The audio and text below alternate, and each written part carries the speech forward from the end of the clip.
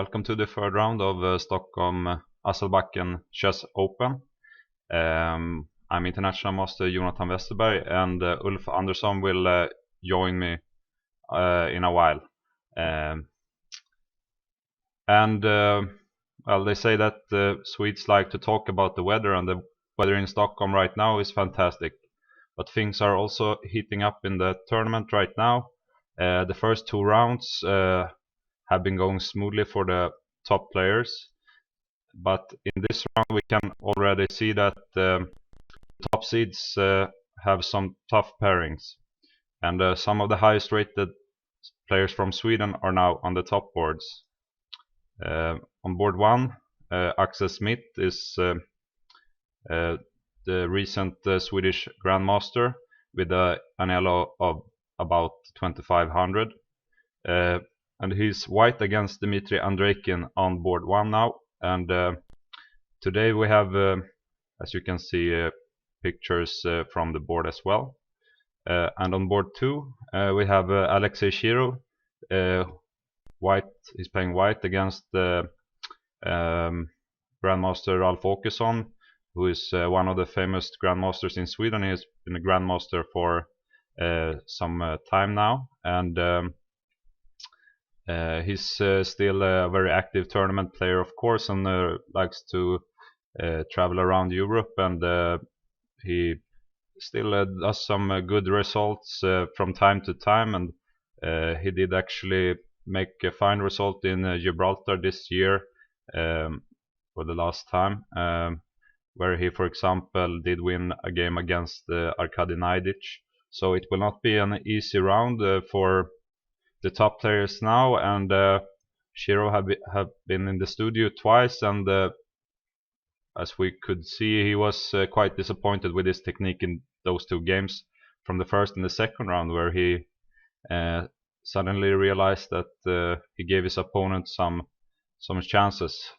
So this could be an interesting round, and I think we have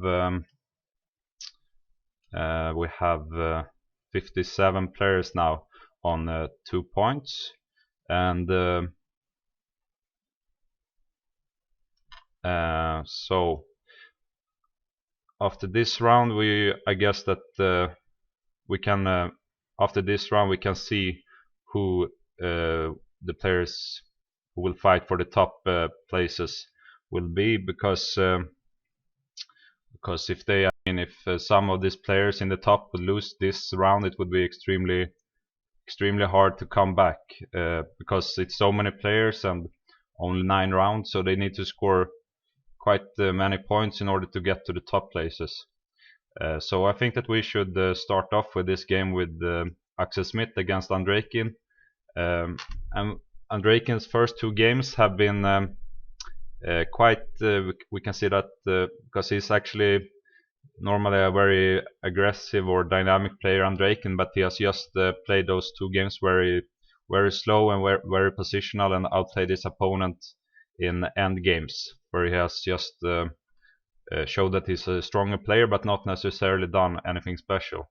But I think that he needs to do something else in this game, since Axel is still a very strong player, of course, compared to the players in the first 2 rounds. So it will be very interesting to see what Andreikin will do in this game. So we can see that it started off like a Slav, which is in a way you give white the option of exchanging on d-file and changing the character in the game to quite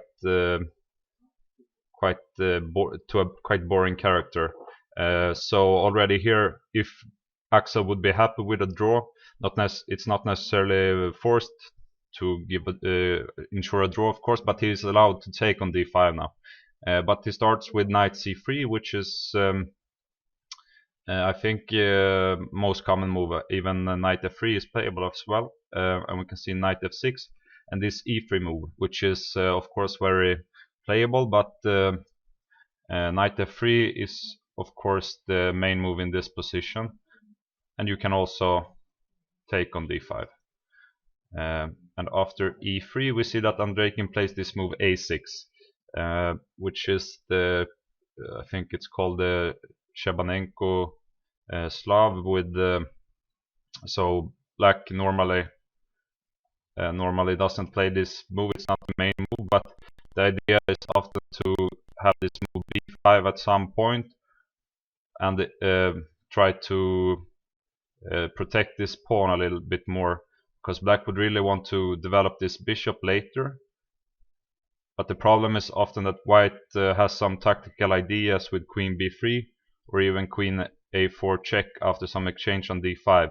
And another idea with this a6 move is usually to have this move rook a7 to protect the b7 pawn when the queen goes to b3. So the point with the a6 is really to be able to play bishop f5 in the very next move.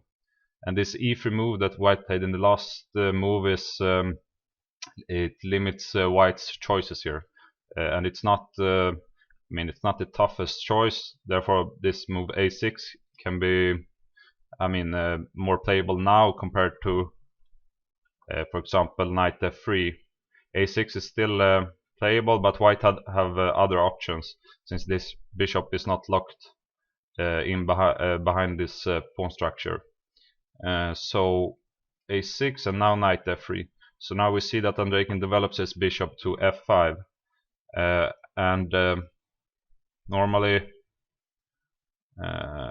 this idea with queen b3, black can play, I guess black can play b5, but another famous idea is this rook a7 move, which is now possible since the pawn is on a6.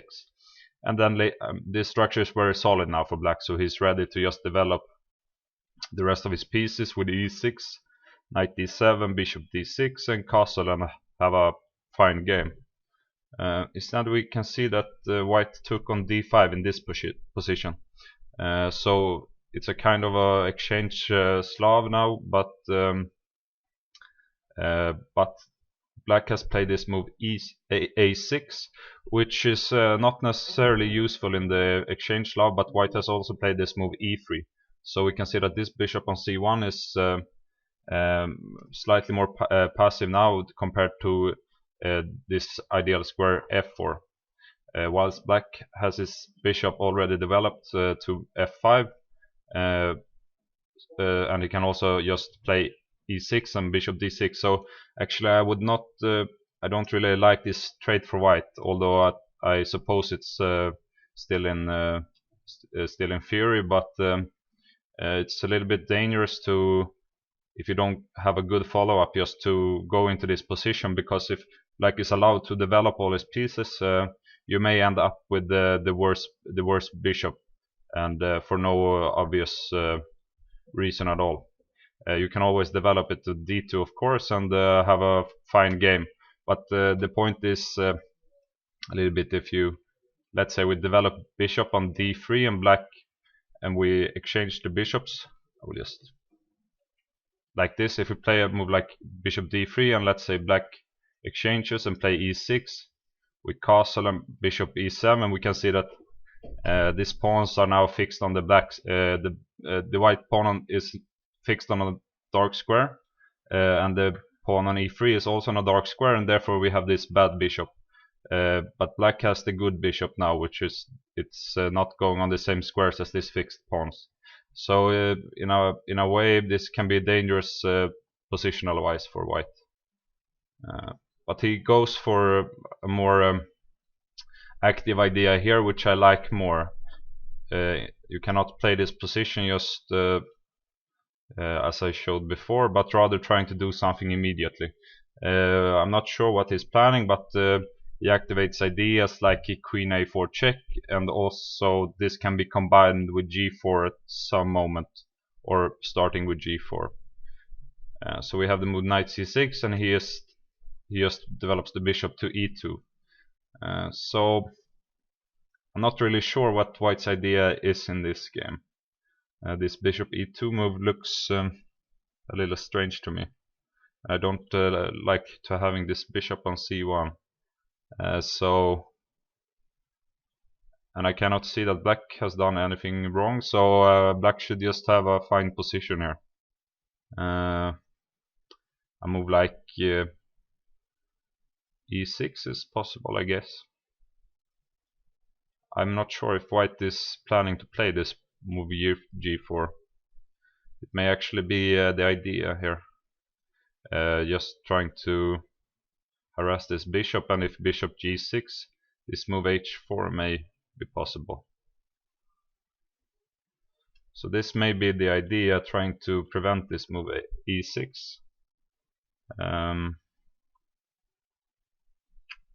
Black, I mean, it's a normal way of developing for black. If you want to square for the bishop, you can of course always play a move like after bishop e2, play a move like h6. But the idea being to have the square h7 if white ever plays g4, and then you can develop normally with e6 and developing the bishop. So h6 or e6, but the e6 is a little bit. It's what I would like to play, but if this g4 move works, can be dangerous.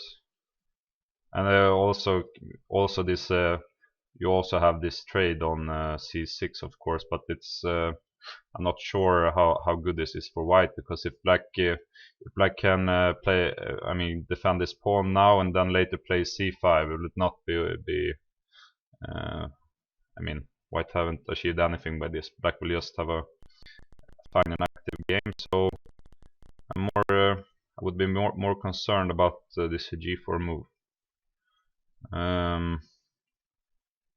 So maybe h6 looks more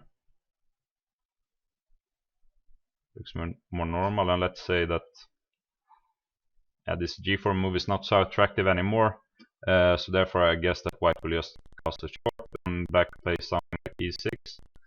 And white didn't develop this bishop on c1, but he has gained some time now.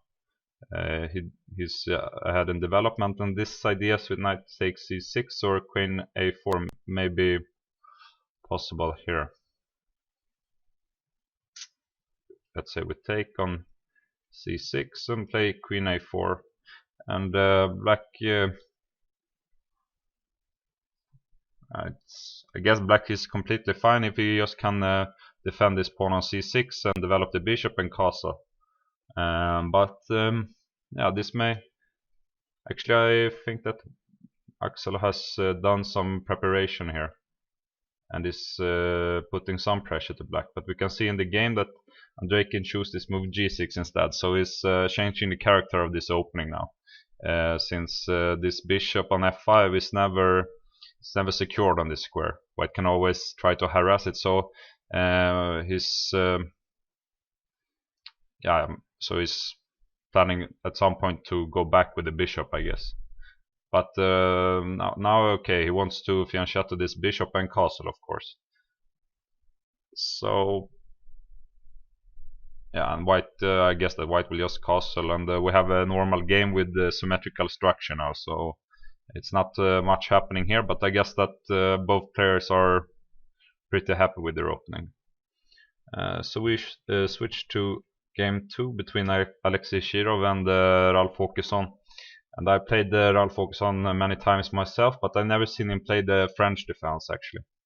He always plays Sicilian or Caro-Kann is an under opening he has used most recently, I think.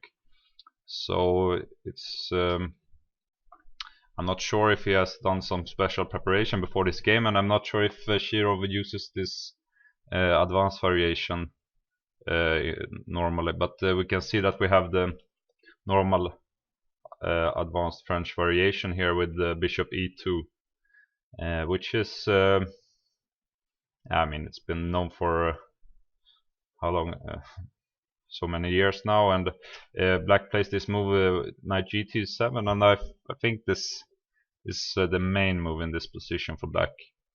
Other choices are of course already f6 and queen b6,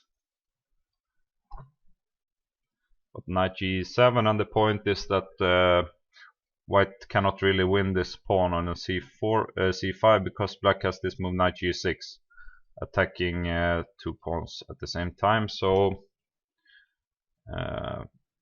instead white played, he castled. I think normally after knight e7 white goes for knight a3, if I remember correctly, and when the knight moves we play knight c2 defending this pawn. The difference is that we cannot really play this move knight a3 now when the bishop is not behind this knight, because I think that the taking and I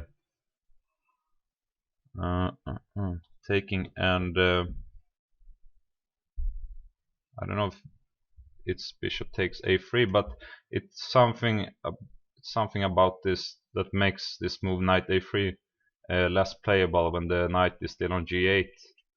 But after this move, I'm quite sure that knight a3 is another option here.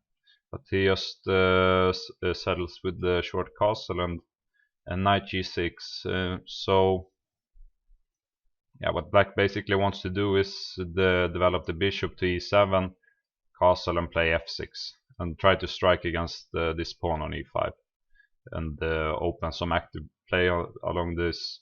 If he can open this f file for his rook and try to organize some kind of an initiative on the king side, while white has of course the space advantage and pretty normal development, and he will also try to play in the center or on the king side. So we can see that he plays this move g3. So this move g3 is, it's a sign that he wants to play on the king side at some point, either with this move h4 later, or trying to play f4 if in the future if we can move this knight. But it's grabbing some important squares on the king side, and normally in a scenario where black opens this half open f file, this move g3 can be quite important to have played, since it takes away this f4 square, and if we ever get this knight to e5 we can support it with the f4 later. So g3 is it's in a way it's a waiting move. It doesn't do anything special at the moment, but maybe very useful in the future. But we actually see that after bishop e7 he goes for this h4 move immediately. And since I played French a couple of years ago myself, I think I've seen this position before, but I'm not sure what to do here for black. But white is trying to do something here immediately before black can realize this idea. For example, if black would castle now, I guess that white just goes for h5. And now the only available square for the knight is h8, which is not ideal of course, and white may already be ready to play h6 as well. So this is something black cannot allow. But actually he did. I think that he... I thought that black had to do something else in this position, but maybe it's not so easy. But okay, in one way when white pushes this pawn, his king is a little bit weaker, but the black position looks so passive now. In the game, this is the game actually. He castled, and I cannot... he took on c4 first, d4 first, and then he castled. But this doesn't change the position so much. I'm not even sure if black must take on d4, because now the knight has this square on c3 as well. But I expect h5 to come, and black must play knight h8. And I like to play this move h6 as well, since if I play a move like knight c3, black may have this move f6 already, and this we can see that this knight may join the action again. But if we push h6, black can of course not take it, or he can maybe allow white to take, but this move g6 is looks really ugly actually. Maybe the way to go for black is rather to play knight g6 and accept this, if he can play this move f6, but even this looks bad for black after, let's say, king g2, and if you play f6, I may already be ready to go for rook h1, even though, okay, black may sacrifice a pawn with this move, but we can also just take, and if black takes back, now we can just we can play rook h1, but also just something like bishop e3, and the black king should be much weaker than the white, and the pawn structure is of course, this pawn on h7 is a target already, since this rook h1 move, and white has easy development with queen d2 and knight c3. So, but it may be that because Ralph has played his moves quite quickly, actually has only spent like 7 minutes, so I should suspect that this is known. So h5, knight h8, I play h6, and if he cannot take, maybe he goes for f6 immediately, but it doesn't change anything really. So I guess that okay, even though maybe it's okay for black to play this position if it's known from before, but I suspect that it must be better for white anyway. So we can go down the boards a little bit to board number 3, where we have a player from Iceland, quite young, Gudmundur Kjartansson, playing against Sultan Almasi. And this is an interesting move order, this g3 move in move 3. What white is trying to do is get a favorable Catalan, trying to use this long diagonal in some lines before developing the knight on f3. So this move g3 it's not I mean, it's not a way to play the Nimzo Indian, but rather to it's like a sideline to this knight f3, but he's trying to be clever with this g3 move. But we can see this is actually one of the drawbacks with this g3 move, what black does, because this c5 move now forces more or less white, if he wants to have an advantage, to go for a g3 line against the Benoni, which is I mean, it's still quite playable for white, but it's not one of the toughest lines to challenge the Benoni with. Of course, white can also play moves like knight f3, but this is I'm not sure if it gives white the same push as the main lines. So we have this like a g3 line against the Benoni. Normally black would of course go d6, and the development should be something like this. And this is a way for black to use this move free from white, but I mean, objectively it may be still better for white, but if you like to play the Benoni, many players will go for this. But we can see that Almasi chooses this move b5 instead, which I'm not so sure about this variation, but the thing is, he still wants to play like in a Benoni fashion, but he wants normally what black wants in the Benoni. If we have a position like this again, normally what black wants to do is of course to get some space on the queen side, trying to play this move b5. The problem now in this position is that it's almost impossible to play this move b5, because a6 will always be met by a4, and it's very hard to realize this idea. That's why he goes for b5 immediately. So it's a very ambitious move in a way, because if white just develops normally now and doesn't challenge b5 immediately, black can just get the same type of position as we saw. And now black has somehow got this move b5, and after this he can create some kind of initiative with his pawns on the queen side.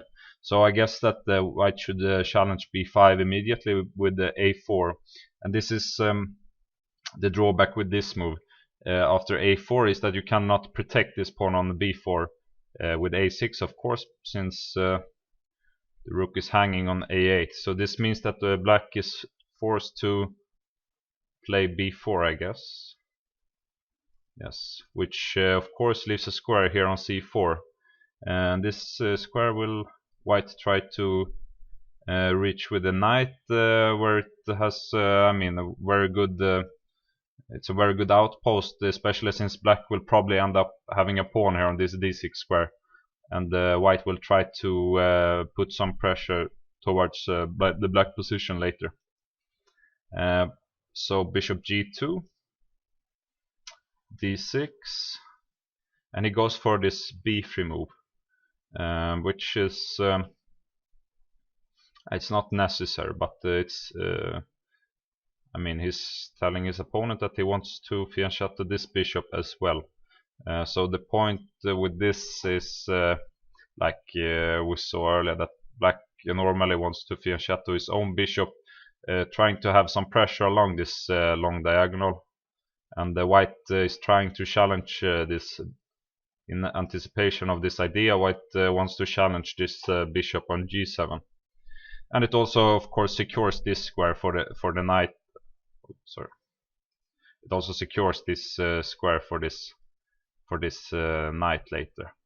So in a way it makes sense, but I never really liked this double fianchetto against this Benoni, but I would rather prefer playing this like this, knight f3,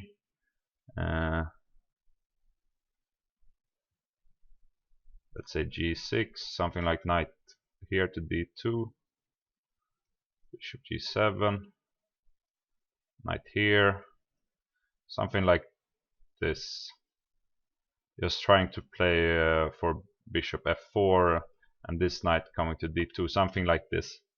Can also take this knight, of course. I don't want to blunder this pawn, of course, but you can also of course go with the e4, but black always has option of preventing white from castling maybe. So, but b3 is it's no problem, I guess. And we have g6 and bishop b2, bishop g7. But the problem with the bishop here is that it's hard to attack this pawn on d6 now. It would be much easier to put pressure on this d6 pawn when if you had this bishop on f4. But the knight will always come to c4 at some point, and this it should not be possible for black to prevent this. So knight f3, castle, and bishop a6. So black is trying to challenge this c4 square, but also just putting some pressure along this diagonal. Let's say we go knight d2. Black can also continue with moves like rook e8. Now he's threatening to take this pawn. So white would be more or less forced to play rook e1, and not sure. Black can also consider a move like knight e4 here. In general, I think it's okay for black to exchange these two bishops, since the black pawns here are fixed on the dark squares. So therefore, this is actually in a way the bad bishop strategically, and you cannot really attack any targets on this diagonal when the bishop is on b2. And the white pawns is fixed on the light squares, which means that this bishop may be bad in some kind of endgame, or already now if it cannot do anything active later. So I like this move bishop a6 actually. It's not white doesn't really want to play knight to c4, of course, and take him back with this pawn, since it would give black this protected passed pawn. And we can see that after bishop a6, white played rook e1 immediately, and black went for rook e8. So of course this knight must be developed to d7 later, but this knight e4 move may be an idea already. It's not so easy for white in this position, because you cannot really go, even if you would like to go e4, you cannot do it, since it's just hanging, and can play knight d2, I guess, but you can maybe take this pawn actually. This may be a problem. You cannot really use this. Use this, the fact that this bishop is pinning this knight, because this bishop on b2 is already hanging, and let's say that we trade and we try to move this knight to h4. Black always has this knight c3 move, threatening the queen, and later you can just play d5. So we can probably not even play knight bd2, but in that case we must go knight f to d2. But this of course makes the development much harder for white now, since this knight has no squares, and yeah, and, if we try to play, let's say that black just develops, what I would like to do is playing queen c2 and knight c4 and play this other knight to d2, but the problem is that e2 is already hanging now. So this this idea with fianchettoing the bishop on b2 has actually backfired a little bit, and I think that white have some issues to deal with now. Cannot play e4. Knight fd2 is playable, but I cannot see the next move. Knight bd2 just drops a pawn.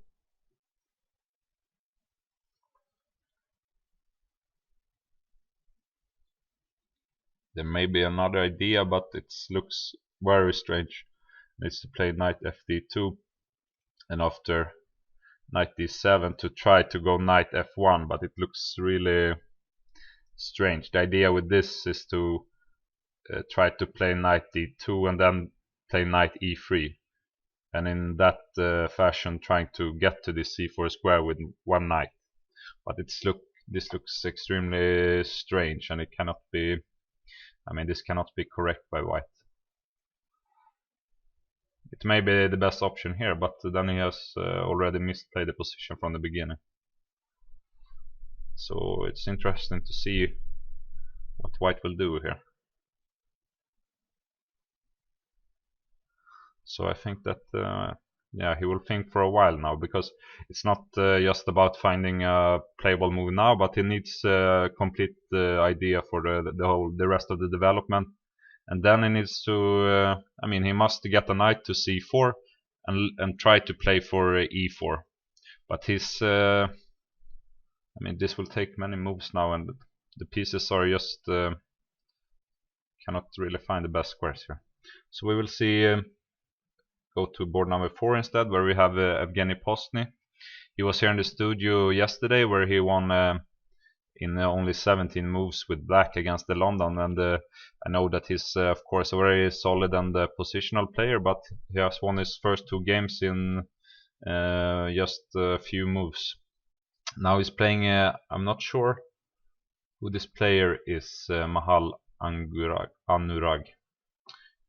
Let's see. He's a player from India, actually, international master. If I can see his age, he's born in 95, so he's 21 years old. We have many Indian players in this tournament, and many on the highest boards as well. And they are, they are so young and normally and very strong, but the 21 years is actually a quite high age for these Indian players. So I'm not sure if this is one of their biggest talents, but it will of course be a fight in this game. And Postny will have to play much more than 17 moves this time, I guess. So we have d4, knight f6, and we have this Bugu Indian. with the bishop e7. So for example, Sebastian Mase was here yesterday. He won a game in the Bogo Indian with queen e7, but Bogo Indian, this dropping back with e7, then it's not really Bogo Indian anymore. The idea with this move is normally to transpose into a queen's Indian with b6 and bishop b7, and trying to prove that this bishop doesn't I mean, white got this move for free, but this bishop is in the way, which means that it will have to be developed to f4 later. And this is not what white necessarily wants later on, because if you would drop back to c1, then you would lose a full move. So this bishop e7 is like the try is to go into a queen's Indian structure where this bishop will be forced to go to f4. So maybe this is what we will see in this game. So okay, we also actually this is now the Catalan rather than the Queen's Indian, but it's quite similar. I mean, it depends whether he will take on c4 or not. So now we see this c6 move. So this is more like a Queen's Indian structure now. If he goes with b6 and bishop b7, and the point is that this bishop doesn't belong here, and it doesn't necessarily stand so well on f4. It can always be harassed by this knight in the future with knight h5. So it would normally white wants to have this bishop fianchetted on b2, but this will take I mean, white will lose time now since the bishop is already on d2. From c1 it could go to b2, but now he will lose a move if he tries to realize this idea. So instead we have queen c2. I think that this pawn on c4 must be protected now after c6 and b6. So we have this bishop f4 move. So black forced white to play with bishop outside. a5 is I don't know the theory about this, but a5, I guess it's not the most normal move.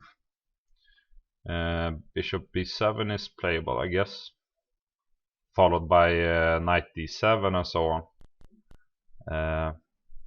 I mean, well, black normally just develops the pieces, trying to put the rook on c8, and at some point he goes for this move c5 after develop all these pieces.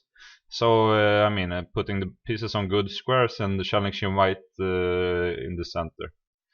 So after a5, which is okay, the idea is of course to grab some space, and it secures this square on a6 for the bishop, which is another idea. I mean, bishop a6, but it's probably not.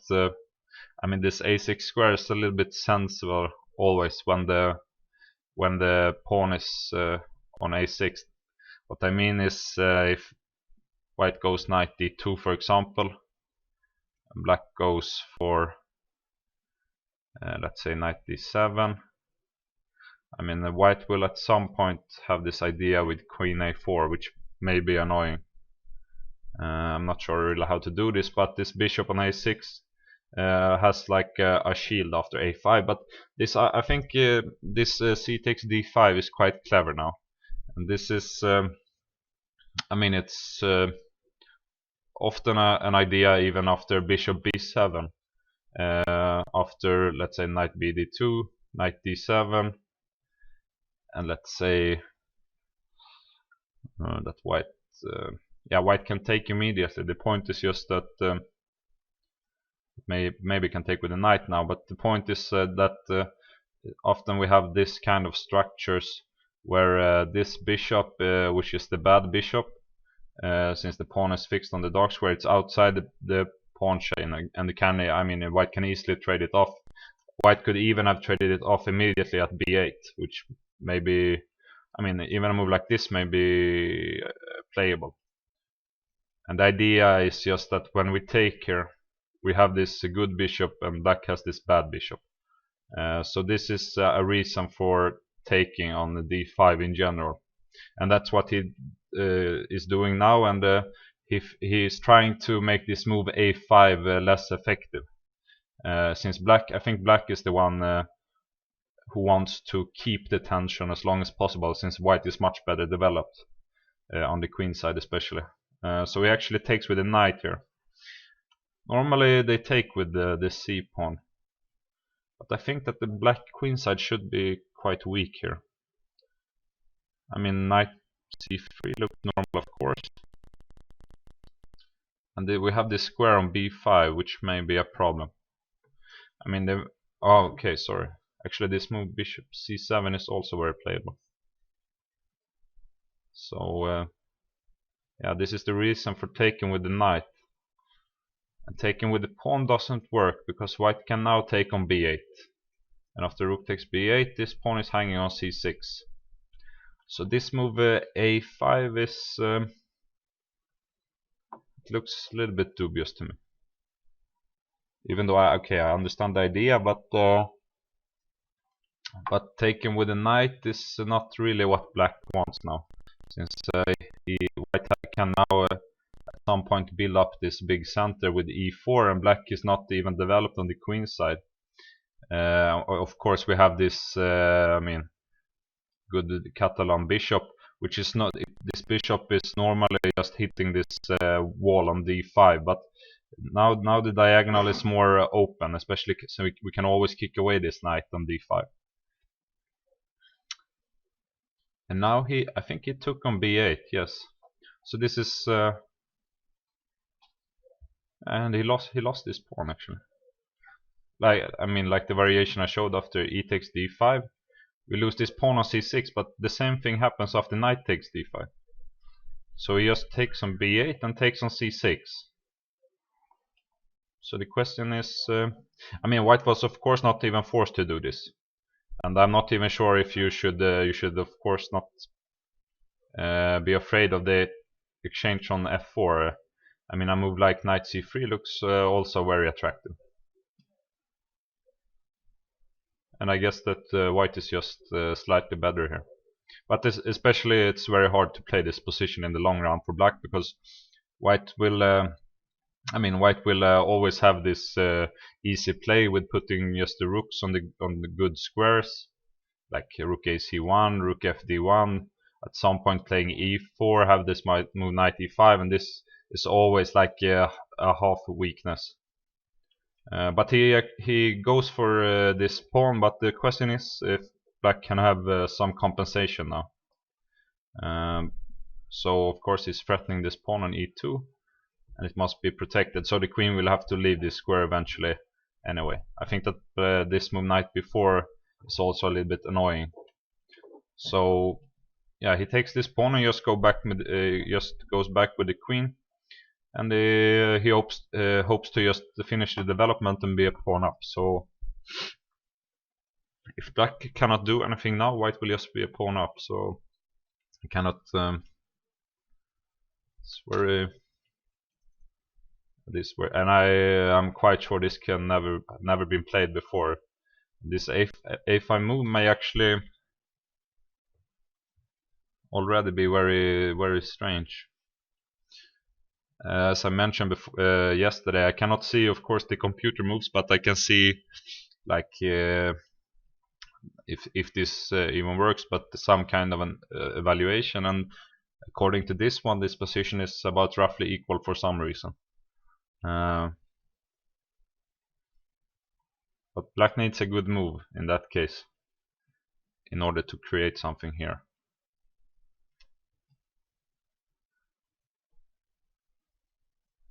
But okay, yeah, in a way it's not so easy for white to finish the development.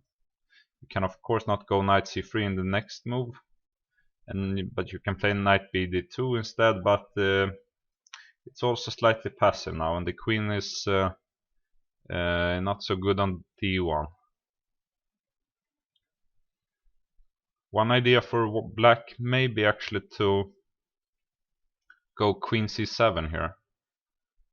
The idea is just to try to go queen c2, even if it means an endgame, because if you can attack this pawn on e2 and on b2 and take the second rank, black could have quite a good game. So it may be queen c7.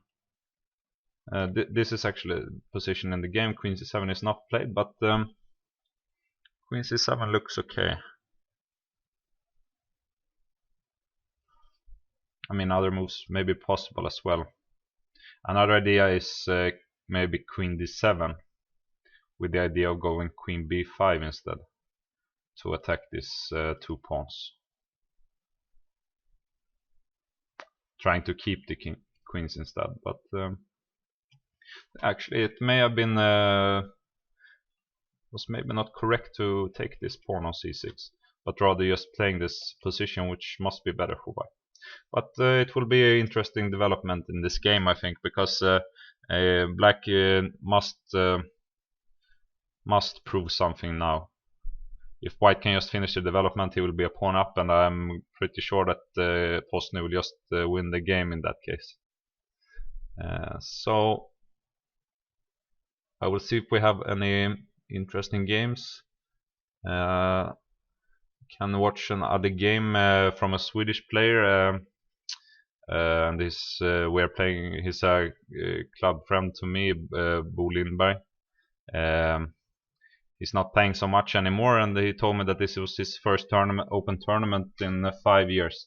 So he has also 2 points, and he's playing extremely strong grandmaster from I think, I don't know where he's originally from, but he's playing for France nowadays, Vladislav Tkachev. I'm not sure about the pronouncement, but he's very, Tkachev is normally a very solid player when he plays against high-rated players, but also he likes this kind of dynamic chess, playing modern or Benoni and so on.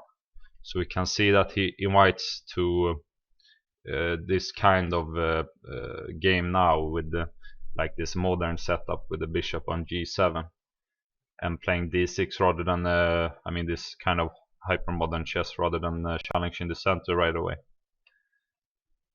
So black goes for this. Now it's more like King's Indian then, and the other option was maybe to go with f5, trying to play Leningrad instead. So we have I mean, this is a normal line now of the King's Indian. So normally when you play like this without knight f6, it tends to get just very messy and not so theoretically. But when you play knight f6, we are back in normal theory. So knight bd7. Black's plan is of course to try to play this move e5.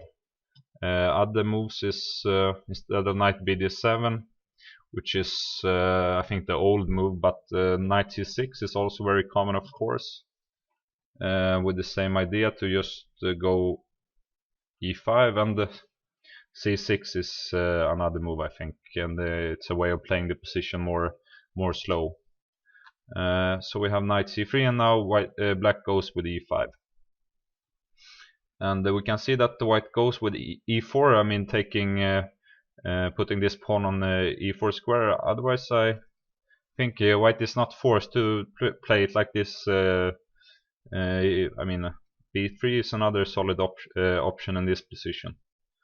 Just developing the pieces on good squares, playing bishop b2, trying to play queen c2 and putting a rook on this d file. It's a solid way of playing this position, because what often happens now is that black takes. I mean, it's still a very known theory, of course, but black tries to target this pawn on e4, trying to attack it with rook e8 and knight c5 and so on. So now he gets this kind of hyper modern chess where he doesn't challenge the center with the pawns, but rather with the pieces, and having this bishop on g7. So a6. I'm not really sure about a6. If this is the most common move. I mean, normally I guess black goes with the knight c5, white plays rook e1. Black often goes a5, and let's say, wait, I think white goes something like bishop f4.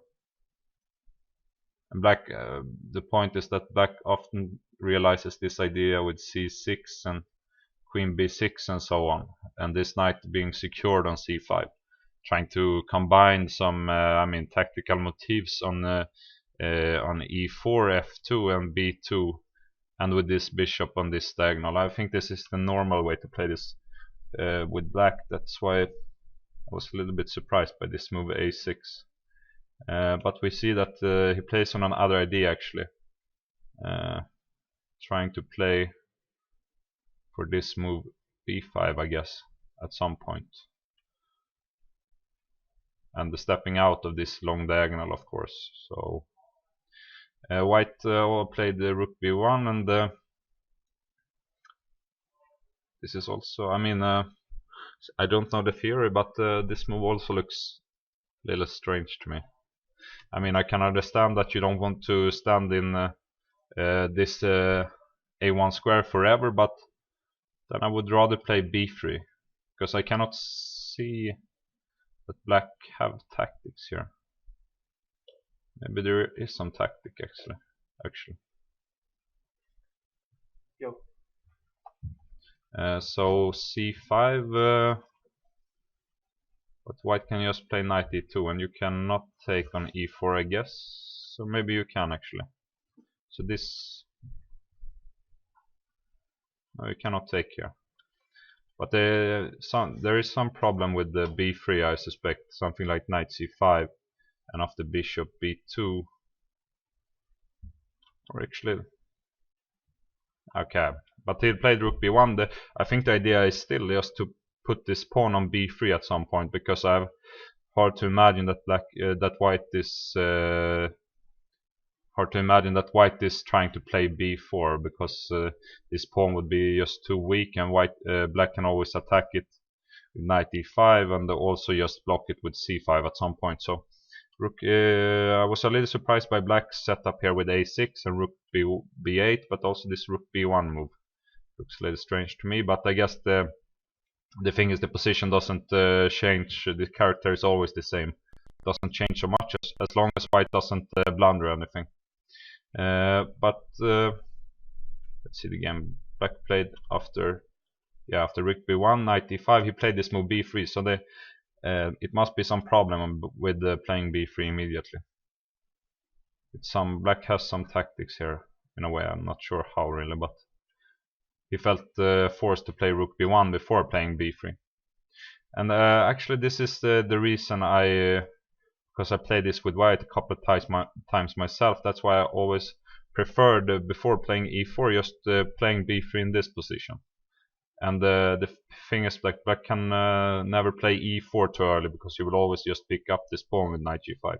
So normally black just he plays the same moves, but you can now fianchetto this bishop before, and black doesn't have this tactical motifs in these positions, and the pawn is still on e2, so you don't need to protect it. And this long diagonal is also open.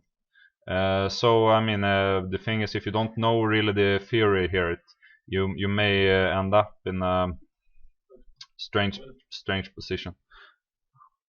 I think as I mentioned when we started the broadcast, Ulf Andersson will join me today, and he's here now, so we will just go on a short break and be back and in a while, and in a couple of minutes, and then Ulf will be with me.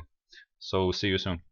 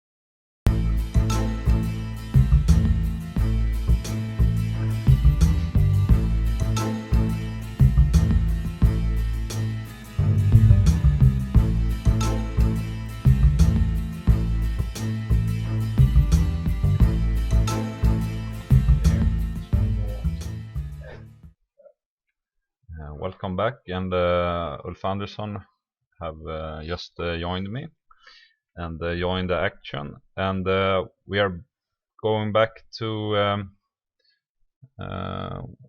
what do you say about the round from yesterday? What can we say? It's 57 players now on 2 points. 57? Yeah. Yeah, yes. But now they play against already Grandmaster level on board 1 now. Yes. So this round will be much tougher than the previous 2 rounds. Yes. I suspect. Yes, And this believe, it's a key round for the top players, because if anyone loses to one of these underdogs, they will probably already be knocked out from the opportunity of winning the tournament.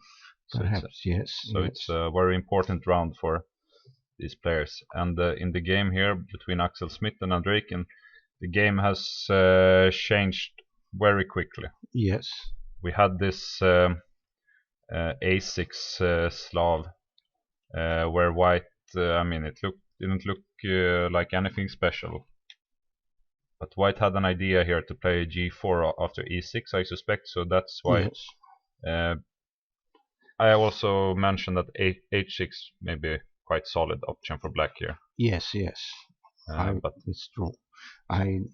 He chose to fianchetto his bishop instead. Yeah.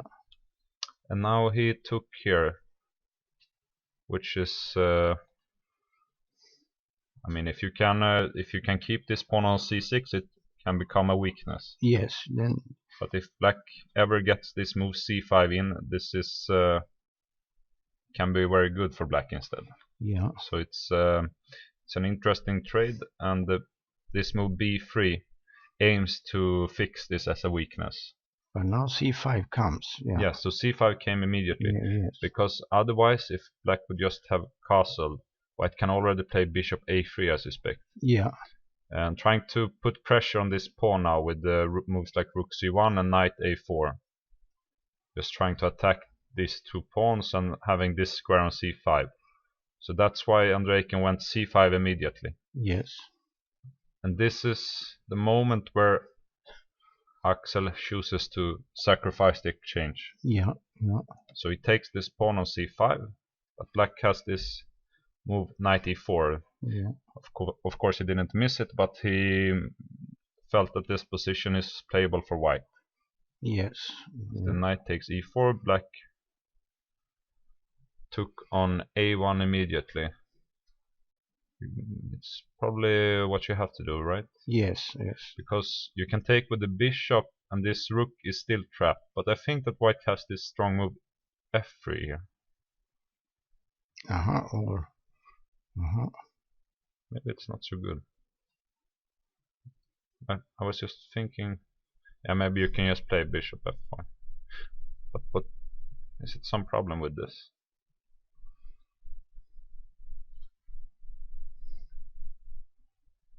You can, okay. But it's good to take the rook. Yeah, I guess it's good to take the rook anyway. Yes. And now we have knight G3 and bishop E6. Yeah. So white have 1 pawn for the exchange. Yes. But it's a good pawn. Yeah, it's a good pawn. Yeah. It's if you can advance with the queen side pawns, it would be quite dangerous for black. But yeah. So white's idea is basically just to go with these pawns now. Yes. Trying to make a queen. Yeah, but the knight is on a bad square on G3. It's out of place, so to say. It would be better if you could reach F3 and D4, but somehow he has to use his pawn majority now on the queen side. Yeah. Otherwise, black will slowly improve and has just an exchange up. This knight may, if it wants to reroute to a better square, he may play bishop F3 or bishop D3 and then try to go to E2 to F4 or something. Yeah. I'm not sure. This takes a lot of time, of course. Yes. Bishop E6. So I guess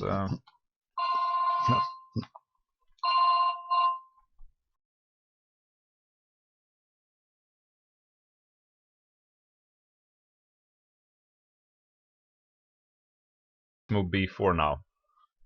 if you want. Yes, It looks. but your idea also with, I was thinking with Bishop but F3 or D3. Yeah, bishop F3, and then there is no time to play F6 and E5 because F6 knight there, bishop F7, then maybe knight F4 just hitting the pawn, and the bishop on A1 has to be back on G7, I suppose. Yes, we can start with bishop G7, Yeah. And then but then we have knight E2. Yeah. But black may have this queen A5. Queen A5. That is a good move. And you can. Yeah. But that is a good move. Yeah. You cannot allow queen A5. They must have maybe B4 and A3. This setup. Maybe this is needed to get the pawn structure in good order. So it's bishop G7, and now we can play A3. It's a little bit slow, but yes. Maybe we don't have to do anything immediately. No. We just play for compensation in the long run. Yes, it's a good idea. So just A3 is a good idea. And let's say, but you like this idea with the F6, even with the bishop here. Yeah, well, not so much actually, no. but if I have get the pawns on F6, E5, and the bishop on F7 and so on, then it's difficult to attack D5 then. The knight is always out of play, so to say.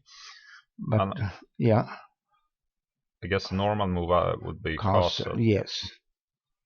And we can play bishop F3. Yes.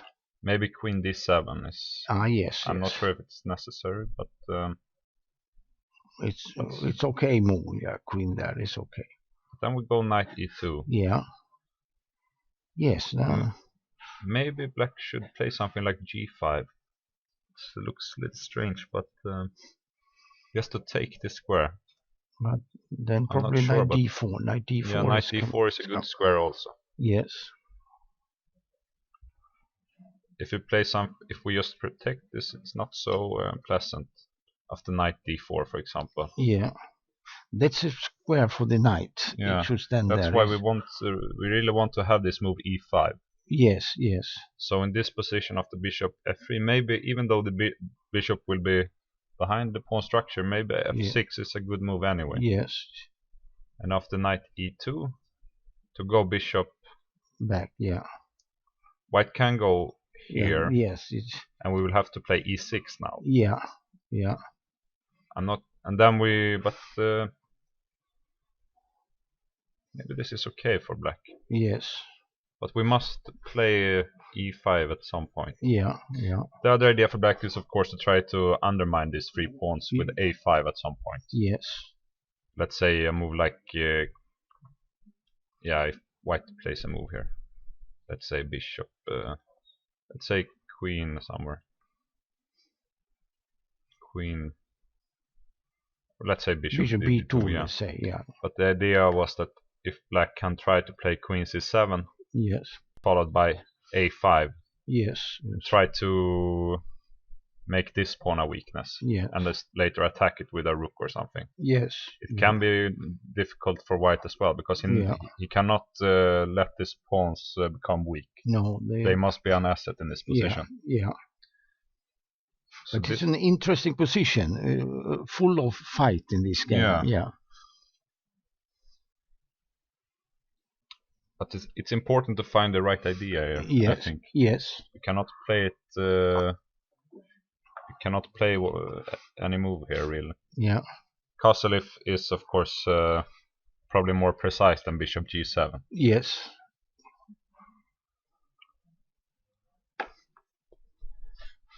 And white, this knight is bad, as you say. It must find a better square. Yeah.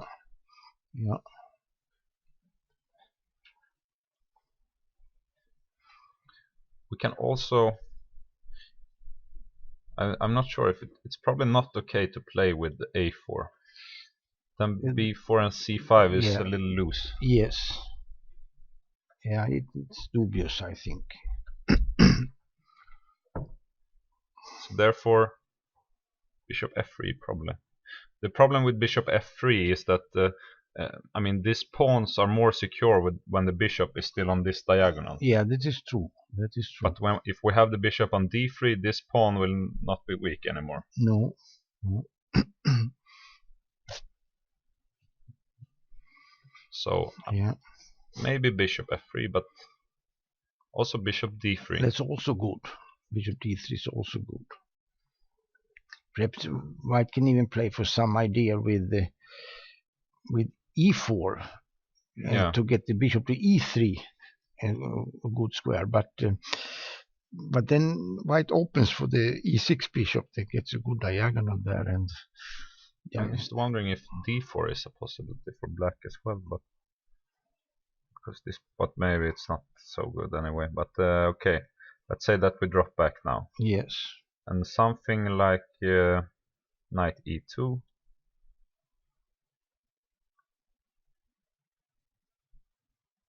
Or if you want to play with e4, we should probably start with queen e2, I guess. Yes, yes.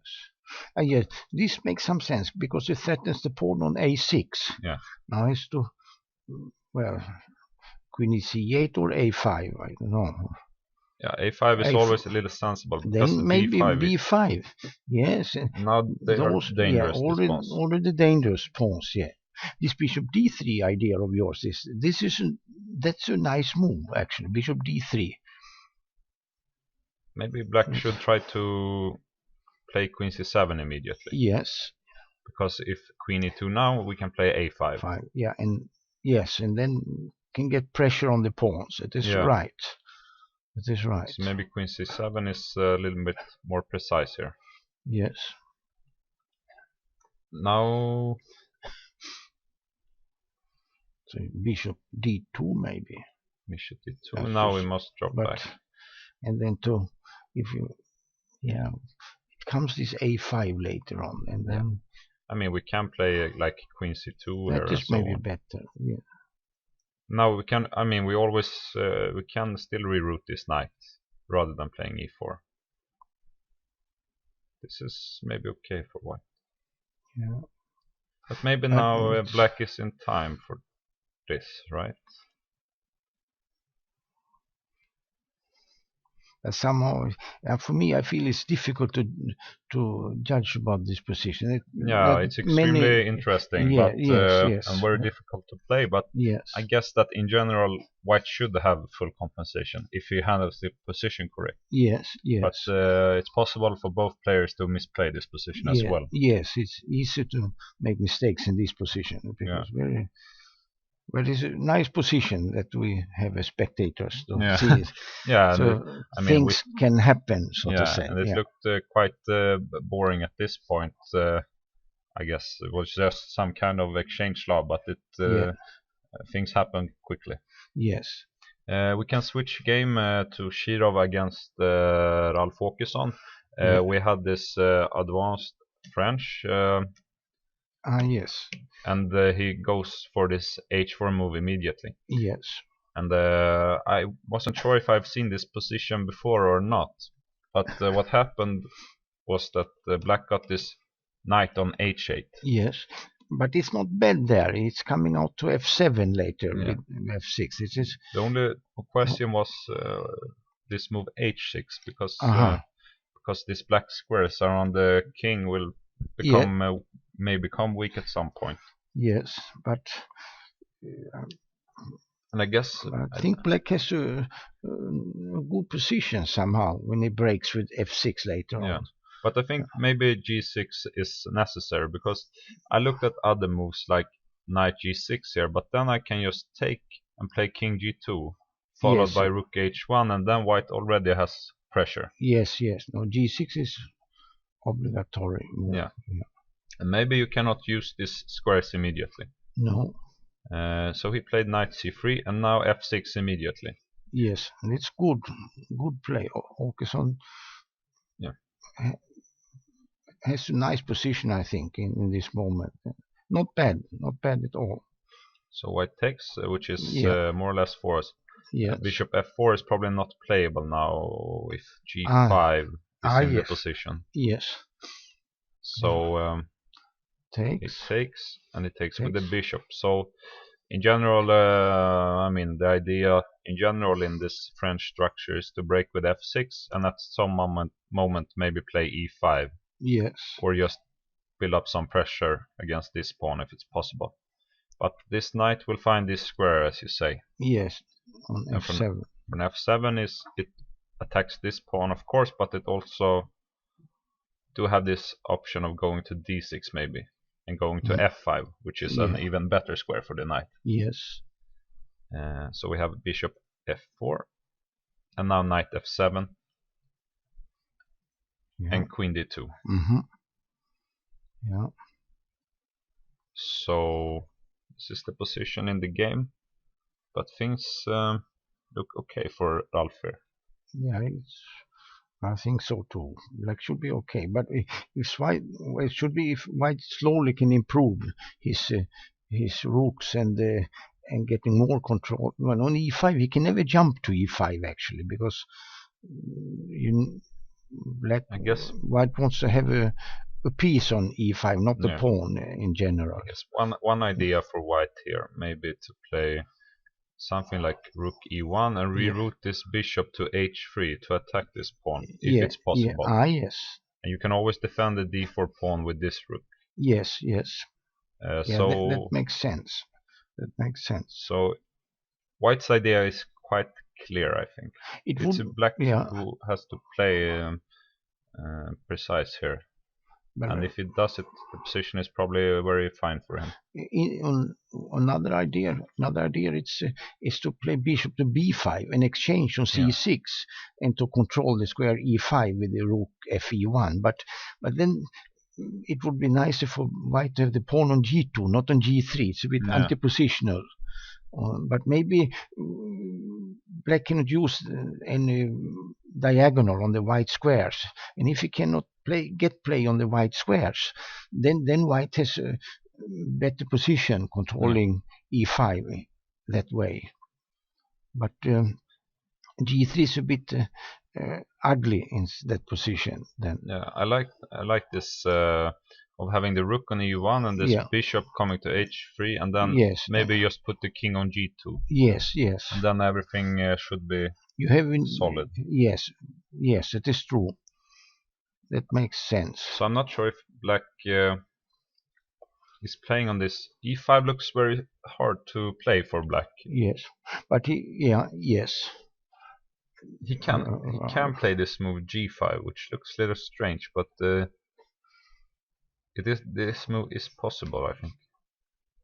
And white is forced to go bishop e3 after this. Yes. And then you cannot take on the h6, but because g5 is hanging, but it's more like white loses some control over these squares. Yeah. But in order to move the knight, you need to protect this pawn one more time now. Yeah. One idea, which, I mean, it's maybe too slow, but it's to play king h8 and rook g8. Just trying to pick up this pawn somehow. Yeah. Maybe even with the rook. But the king, the problem may be this h7 pawn. If white is in time to attack this. Now this is an interesting idea with the g5 actually. Let's say king h8. Yeah. I was just wondering if white can play bishop d3, but you're not in time to take this pawn, because you cannot play bishop, let's say bishop d3, rook g8, and you cannot play queen c2 because of knight b4. Yes, of course, yeah. And then black would actually just win a pawn, I guess, because you take on d3 and take on h6. Yes. So this g5 move may be good. It's probably okay to play the position. I mean, this is a normal move. But then knight a4 is and knight c5. Yeah. It is dangerous. Yeah. And for instance, the queen on e7 in order to play knight d6 and so on to f5. But then after rook e1 and then moving the bishop, and then it's hanging on d5. Yeah. It is disturbing already. This is dangerous because you cannot move the queen because the knight is hanging. Yes. So black is almost losing immediately. Yes, losing the pawn there right away. Yeah. So otherwise, it would be a good idea to maneuver the knight to f5 to attack d4 simply. But so queen e7 is not the move. Maybe g5. Yes. Bishop e3. King h8. And king h8. It's interesting. This. Yeah. And if we try, it's a strange position now. It is. Yeah, I'm not sure. And if we try cannot judge the this. problem is if we try to do the same now with rook e1, black plays rook g8. But now, and we cannot play this idea. No, because you don't have pressure on e6. No, and you cannot never play bishop h3 because of g4. Yes. No, I was thinking if you play. But maybe this move. No, it's this move, hanging on h6. Yeah, the idea was to go to to g4, but h6 is already hanging now. Yeah. But maybe you could play king g2 to try that. Yeah, to defend with the rook. Yeah. Yes. And also to play rook h5, but it's a funny position. Then White would like to take off this h6 pawn. Yeah, but then yes, black never takes the pawn on h6. No. He will just keep this. My main idea with g5 was just to take some space. Yes. And get better control over e5, which may give me time to do what I want. Yeah, maybe this with rook g8, and then you play knight d6. That makes sense. So we play this anyway, yeah. Yes, and we play this now maybe. Yes, but if knight d6, well, there is rook h5. There is rook h5, but maybe but after rook h5 we have bishop e8 maybe.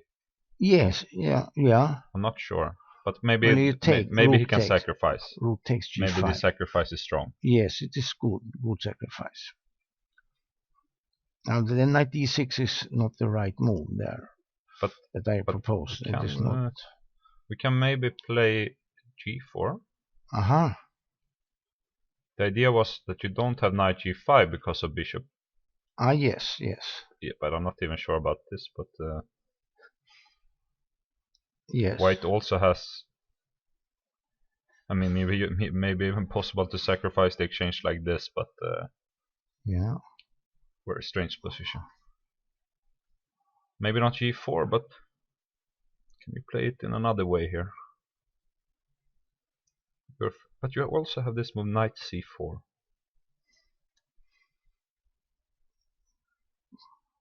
No, you can just you just take it, right? I didn't see that. Yes. You can just take and take on g5, so it's not possible. No. But something else. Yeah, what to do? And we don't have to play knight d6, but it would be a good idea to get to the f5 square. But rook g8 is good to defend the g5 pawn, in principle, yes. So, but it's a position now, not to play.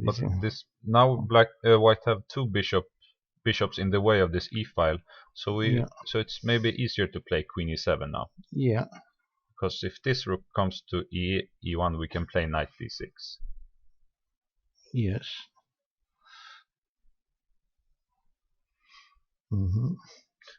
This is also a very interesting position. Yes. And we can see that he actually did play this move g5 and bishop. He played, yes. So he also liked this idea, move. Yes. And I expect king h8 now, because we need to protect this pawn somehow to release this knight. Yes. And it's, I mean, he do have the time, because the position is slow now. Yes. Yeah, king h8 is always good, but not the idea maybe to win the h pawn, but just to keep g5 under the fence, to defend g5, and then because then the white pieces are not standing on ideal squares, and you need to maneuver as well. The knight on c3 is a knight that should be somehow on the king side with he would like to place it on g4. Yeah, that would be the dream position. Yes, but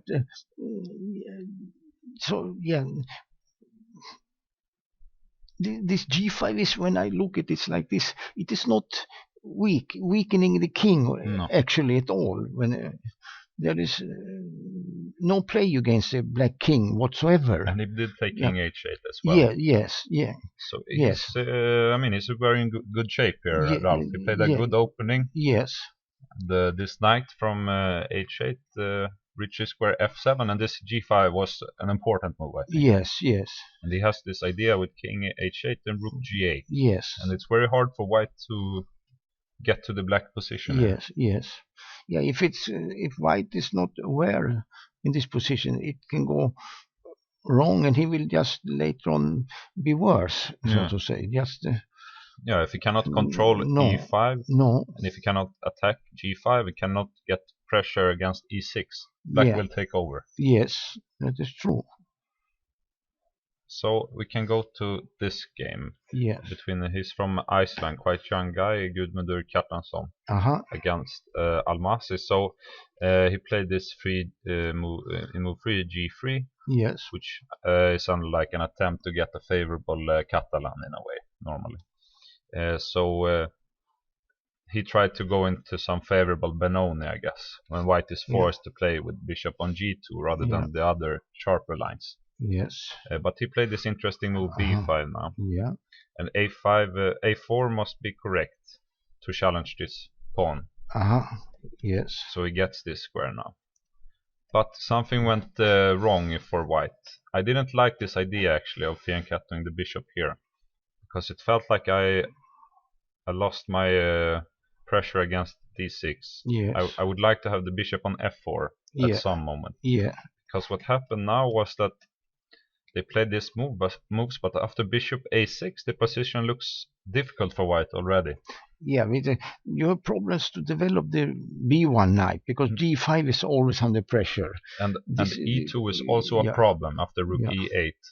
Yeah, well, but he will play rook e1 and try. Rook e8 but now knight d2 is not possible.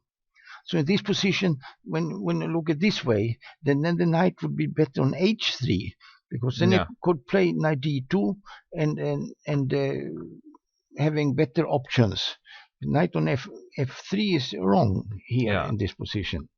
I mentioned one idea, but it looked really slow, and it was to play knight d2 to f1 and play this knight to d2 and this knight to e3, trying to come to c4, but it takes so long time. Yeah, it is too slow. It is too slow. So you played queen c2. Yes. If this knight goes to d2, and after this move, if you don't play knight f1, you don't have any moves actually. No. And another idea, like always, have this idea of knight e4 at some point. Yes.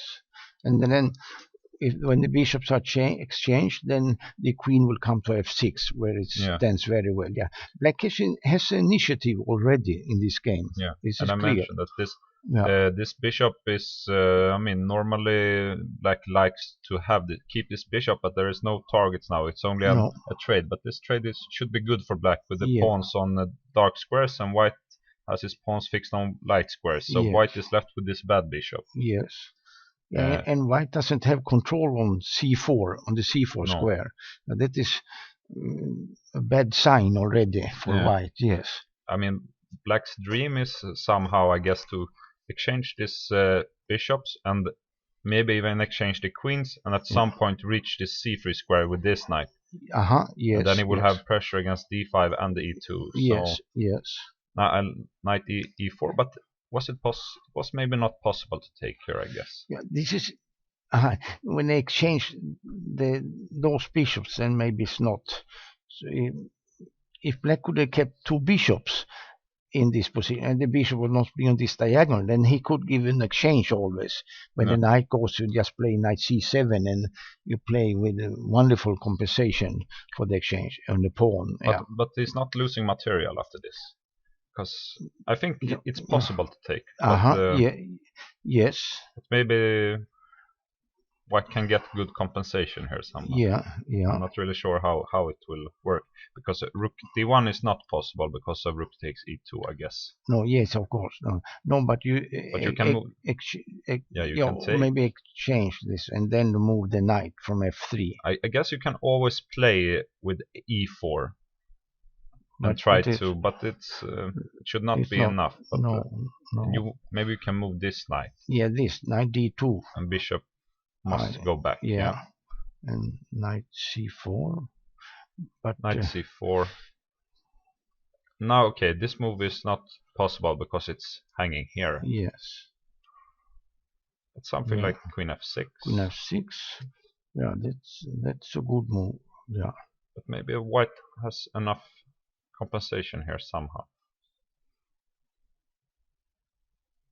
This is the threat now. So some pressure. I mean, he gets freedom. It's a strange, but it's safer not to take them. Just play positional because black has a nice majority on the queen side with the A, B, and C pawns against A4, B3. That is where he can perhaps make the decisive attack later on. Yeah, knight e4 is exchanging the bishops, trying to exchange the queens, get this c3 square, and at some point push c4 and get a passer on b4. Yes, that which will be impossible to stop. Yes, that would be fantastic. Yes. So knight f to d2, and black trades these bishops. Yes. And and now what happened was queen f6. Yes, so he played on this trade. Yes. Good idea. Yeah, that is good. Yeah. Knight c4, but now we take, of course. Yes. But white couldn't find any other move he played knight c4. Because e4 is not possible because of knight takes d5, I thought. Is it? Let me see. Maybe e5. Yes, e5. e5 may be strong because after bishop b7, now we have knight c4, and this is impossible to protect against this. So it was a nice trick, actually. Yes, but to take on c4 is, of course, But e4 doesn't help white much. No. But you cannot develop this knight, of course. No. It has to play something. And this pawn is under attack. I mean, if you want to bishop f3 as another move. Now the idea is just to protect this pawn and try to play knight f1 actually. And then develop the knight like this, but I'm always very passive. Yes, this is. Yeah, but maybe this idea with knight c4 it could be idea, and later to when it will be exchanged. I suppose. We must take this one. Yeah. And then after knight d7 to play a5. Otherwise, maybe a5, knight b6, and but maybe black should play a5. Yeah, that could. Yeah, that is a good move.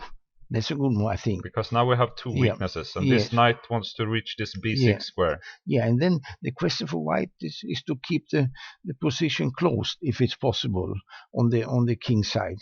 And then to just defend with knight d2, and to keep a rook on a1, and maybe e3, and just not to open that. It's difficult for black. But then white have no ideas. It's just trying to build a fortress. Yes, of course, because otherwise I think it can be worse. Yes, because black has this nice pass pawn, and that can be the decisive pawn later on. Yeah. So knight bd7, but now we want to make use of this. A5. A5. But maybe it doesn't. Yeah. I mean, it takes away this b6 square. That's the idea. But sorry, this is maybe not right, because maybe knight e4 is coming, or I'm not sure. No, maybe not. Otherwise, knight e4 we will take, of course. I guess. Just to play knight d2. But rook d4. Now something like. And you come. No. I want to play e3 and knight e4 now. But maybe I'm not sure if I'm in time here. Because knight e5 is possible. Yes. And you cannot play e3 because on rook takes d2. Yeah, that is right. Followed by this fork. Yeah. Now you're already. And c4 is weak. Yeah, and f5 can come also. No, this is wrong. It's all wrong. Yeah. But maybe knight d2 is a move anyway to prevent. No, not to take on there, and not a5 then. Maybe you should do knight d2 in order to prevent knight e4. I think he played it in the game. Yes. Knight d2 and rook b8. Yes. So black. Maybe actually black is ready to play b3 immediately. Yes. But I'm not sure. I don't believe it. I wonder why he doesn't play this move a5 actually. Yes. I think he wants to be able to put pressure with the rook here. That's why he keeps this option. Maybe not immediately, but that's at some point. Yeah, but if white can, yeah, it depends what white can do with the king side pawns there, and then he can always block on b3, and then the two knights cannot do so much. Yeah, we must of course be careful with this rook a6 idea, because if we put the rook on a6, it would be trapped after a5. Yes, yeah. So rook a b8. Now the question is what we do with white. We don't really like to move the e pawn if it's not necessary, because we give away this square on d3 and on f3. Yeah. But I would like to get e4 somehow anyway, and f4, and activate the king somehow. Yeah, if white has pawns on f4 and e4, and then pawn on a5, and then it looks quite safe. And to come up with the king towards the center, then the pass pawn on b4 means nothing, I suppose. Yeah, because he will always have to defend against e5. Yes. And white may at some point, if he doesn't want to have this bishop, he always have. If you have these pawns protected on e4 and f4, we have this idea of bishop h3 to trade off this knight. Yes. If we have these pawns and this knight on b3 with the king, but the question is how we start. With black, I would like to get f5 in somehow in the game, but maybe it's not possible. This knight doesn't have so many squares. I mean, knight g4 is maybe possible. I was just wondering what happens if white just do move like h3. Yes. But then we doesn't have this. Okay, maybe because we don't have this idea of bishop h3 anymore. But and I mean f4, then black can of course use this e3 square. Yes, that is dangerous to play f4. So maybe e4. But then I was just wondering if black can do something on this d3 square now. Yeah. You can play knight e5. And then f4. Then we can play f4. Yes. You cannot go in because the knight will be trapped, I guess. Yes. After rook e3, right? Yeah.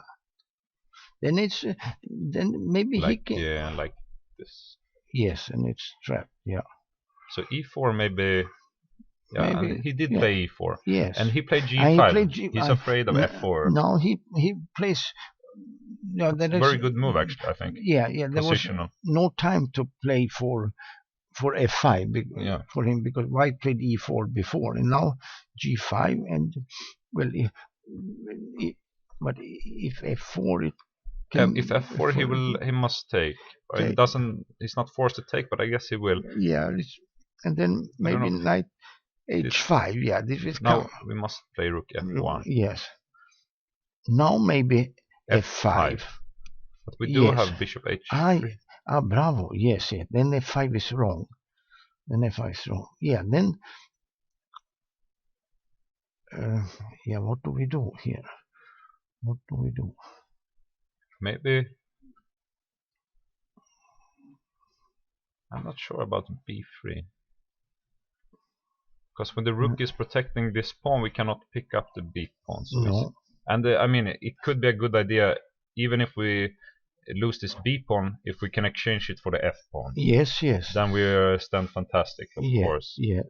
So maybe b3 can be strong here, because before white always had this sequence of picking up this pawn, but now this pawn is just falling and the white position collapses. Yes. But now b3 may be strong, just to play like b2 and.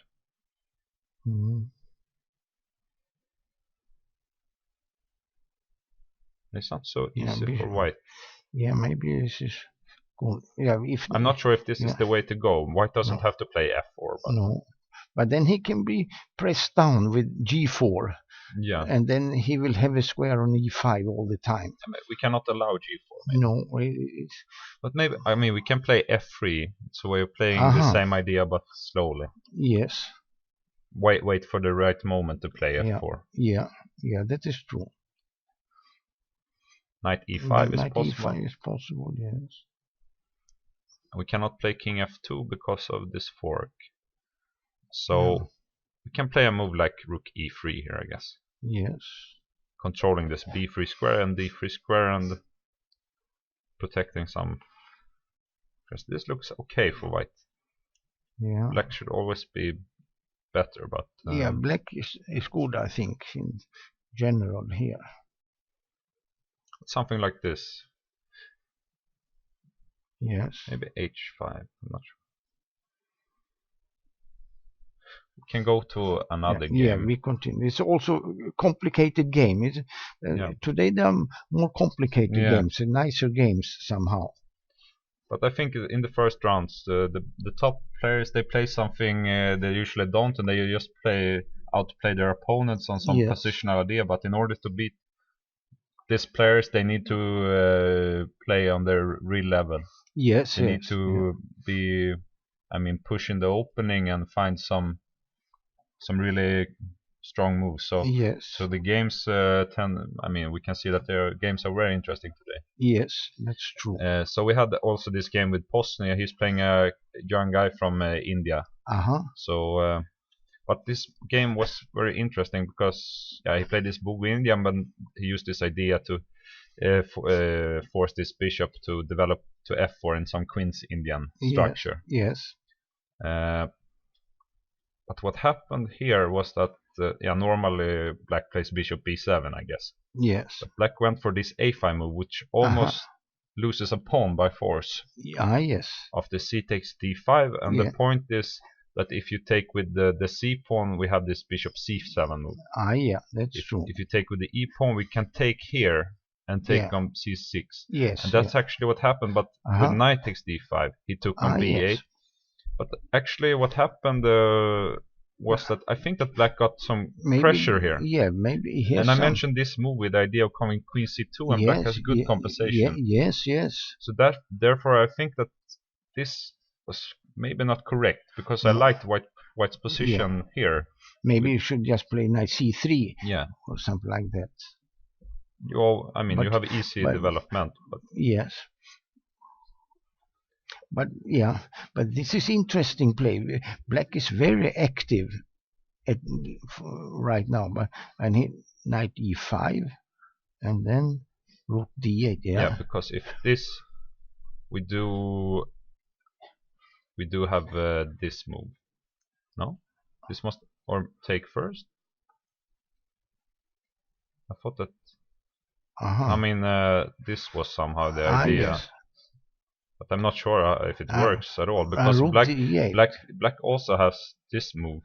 Yeah, but you can just play rook d8, and the knight is out of play on b6. Yeah. Black is very okay in this position. Yeah. So maybe this rook d8 was not necessary, but okay, it's the best square for the rook anyway. Yes. Trying to put pressure on this pawn. Yes. So he took anyway on d5. Yes. But maybe it's what's necessary now. Now he can at least develop the knight. Yes. So black didn't reach the c2 squares. Now he must. But now he has this good bishop somehow. It can go to b7, and white cannot challenge it. Yeah. And he tries to put some pressure on the d4 square. Yes.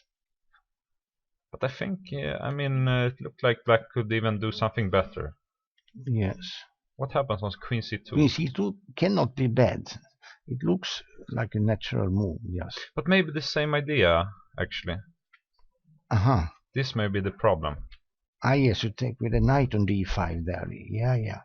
And then it's a favorable version. Yes, that is right. Yeah, then makes sense, this rook d8, what he played. It makes sense. And he must, I guess he must somehow take. Yeah, otherwise he can never. Because we cannot really develop. Because if we play this move now, queen c2 must be good. Yeah, black is probably just better in this position. So this is then because, but here is always compensation for the pawn, always. But now we just place the position with the pawn down, but with the bishop pair and safer king. Yes, and black is better position, but white is a pawn up. Yeah. I would say, yeah. Bishop a3. Playing like yeah. So he wants to have equal material. Yes. But yeah, he will still be a pawn down after b takes a3. But what happens is, yeah, but if queen takes a3, you have attack on d4 and a3. Yes. Is it possible you can play? This is a strong move, maybe. Yes. And he played knight b5. This. So this was a very strange development in the game. Yeah, but yeah. Knight b5. Yes, knight b5. And yeah, he must take. We must take. Yes, and then queen c3 anyway. But we do have. We can attack this bishop now, maybe. Yeah. Maybe we can play e3, but I was trying to do something more clever. Queen b3. Yeah, but we can exchange and take on d4. Maybe we are okay. Yes. Black is excellent.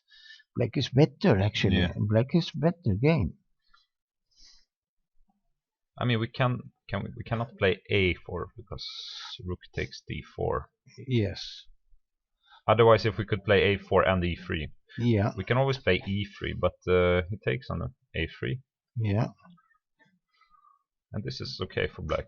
Well, maybe. Yeah, there always is long diagonal from a8 to h1. Yeah, and the material would be even. Yes, it's dangerous for white. And this is the game. This is the game. The position in the game. Yeah. Yeah, this is interesting fight also. Black seems to have no danger to lose this game. White has to be careful. You need a good move here. I mean, queen b1 looks really strange. It's probably not even possible. Yeah. I guess he will just go with e3. Yes. But it is also not nice because somehow it doesn't look so nice. Now, can we try queen b1? Yes. The idea was try to take this pawn. Maybe queen a4. Pieces are somehow misplaced now. But the knight, you have no defense for the king. Yeah, f6 may come. Yeah, then it's very ugly with knight on f3. Yeah, no protection. Yes, here. yes, they're very dangerous position. And white has to be careful here. Yes. So that's why I think this may have been a mistake to take this pawn. Yes. Because now it looks like he actually traded off this bishop on g2. Yes. And black gets back the pawn now. Yeah. With at least equal position. Yes. Probably more. Yeah. And easy play. I mean, he's much more active. This rook's on c and d8 and the queen on c3, and white is stuck on the first rank. Yes. And this knight cannot stay for long. No. So he must be careful here. Yeah, shall we continue? Yeah, we can look at the game. Actually, we have already one result. It's a player from India, Adiban, who have won over Yuri Krupensky. I think he's from Estonia, but he plays in Swedish for Burgsvik in Elitserien. So we see this Alapin, which with g6, which is a little bit unusual today. Yes. Knight f3, bishop g7, knight bd2, takes bishop c4. So white gets very quick development now. Yes. Queen d8 takes pawn. Yeah. Knight h6. So the knight, okay, it has some ideas of maybe coming to f5 or g4, and it protects the f7 square and keeps this diagonal for the bishop open. But somehow it's also a little bit misplaced in a way. Yeah. That is true. Queen c7. But this So a6. rook e1. Yes. f5. So it's some pressure against e7. Yes. e5. But this e5, maybe it was forced, but it leaves some squares on the d file now. The bishop on b3 is very strong now when you play e5. And you can never really challenge this bishop. No, this is... Black is still behind in development as well. But we have to take, and bishop takes. And then a knight there, disturbing. Forcing the bishop to drop back now. Yeah. Not to d7, then he has maybe bishop e7 and bishop d6. But then, and then knight f3 but anyway, this may be queen c8. Queen c8. But queen f3. Yes, this is then bishop e6, I suppose. We can take. You can just take. That's a pawn. Yes, it is true. No, black it's wrong. It's wrong. Yeah, this is wrong. Very fast. Yes, this is wrong. It's just wrong. Queen d3. Yeah, now white is all pieces in play. And now he wants to sacrifice on g6, I guess. This is the big idea. Even that, yes. And white is. Let's say he did play king h8, but the idea, if we just.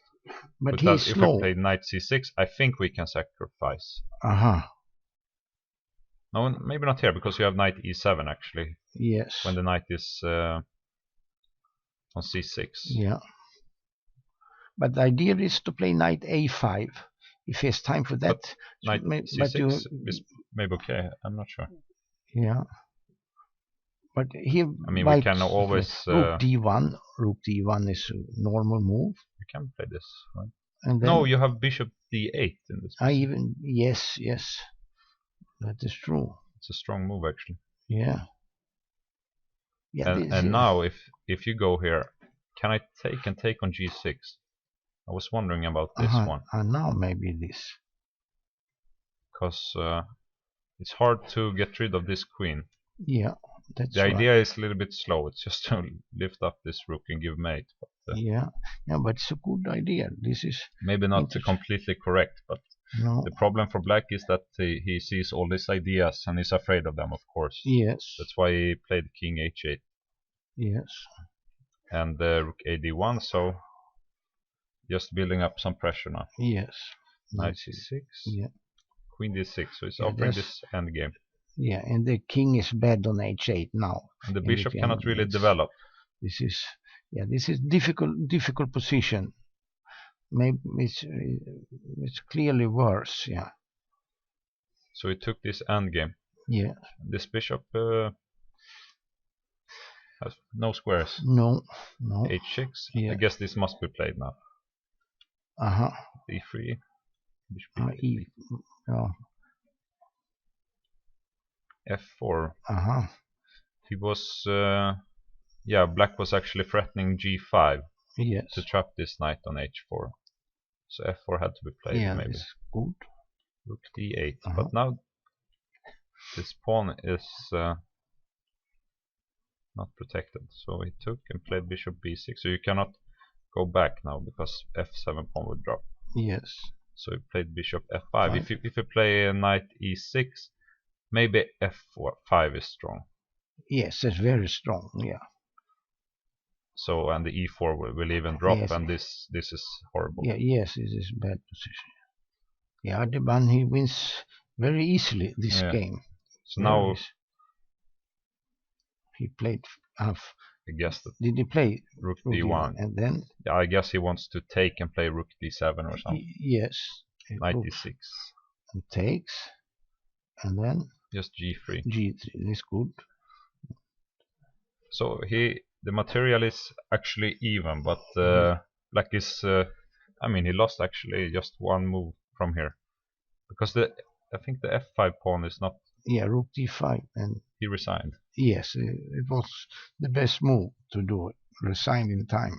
Because this pawn cannot be protected, and if knight g7, you just play rook d7. Yes. This pawn will fall, and this will probably also fall. And then, of course, even this pawn, because you come with bishop d4 later on. It's completely over.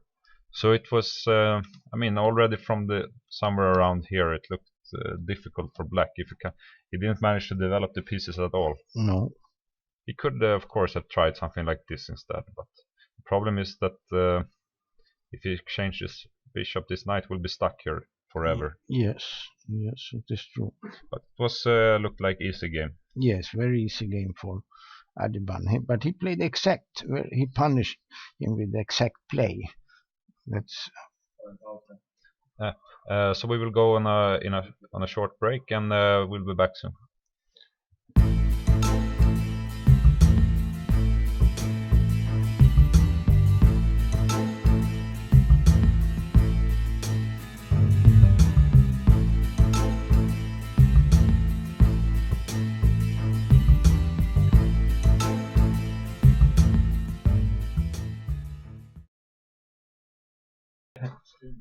no use.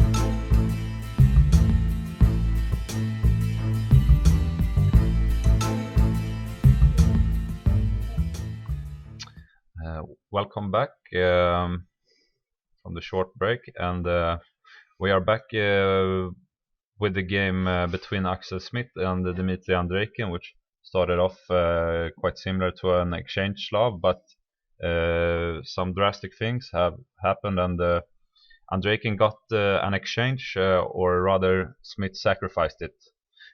So White has a pawn for this sacrifice, but it's a very strong pawn on c5. And White's idea here was basically to try to either immediately or after some moves to try to push these pawns to create two passed pawns on b5 and on c5. Then his position would be really good. Yes. Yeah. And the black, he needs to castle, of course, and White immediately took this chance to play a4 in order to play b5. We were discussing some other possibilities of playing this position more slow, but black always had this idea of playing queen c7 and a5 in order to undermine these pawns. If he's in time to get pressure on c5, then these pawns can be weak as well. So I think a4 may have been a good choice, because what happened was that White was in time to, because he had this threat on the bishop here, he was in time to defend this pawn on c5 now. So a5 is not possible here because of b5. It's these pawns are now extremely strong. Black doesn't really. Black only has this exchange and nothing else. So after let's see, to rook c1, he played this move bishop d7, which is the last game, and this is the position. It's the last move, and it's the position right now. So I suggested this move like 1 second before it was played, and my idea with the move was to play e6 or e5. But probably I would rather stay on e6, because this pawn can always be attacked. So maybe e6 and bishop f8 actually, to put more pressure on c5. That is a good idea. And if I'm in time to do this, I can play a5. This is very important moment, because if black ever gets to play a5 and this pawn is not protected, then black would be clearly better. He would almost win this pawns and would just win the game. But if White can play this move b5 in a good way, he's doing very well, I think. And the question is if he's ready to play it immediately. I'm not sure, because if I play b5, I had an idea here. You can take and play maybe rook a1.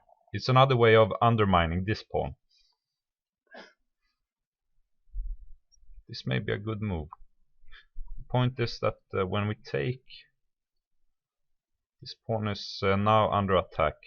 We can of course defend it still, but this bishop looks kind of strange now.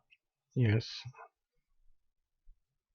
maybe we can go back with this idea if we're in time. And the thing is, if we can put pressure on this pawn on c5, White will be forced to play either c6 or b6 at some moment.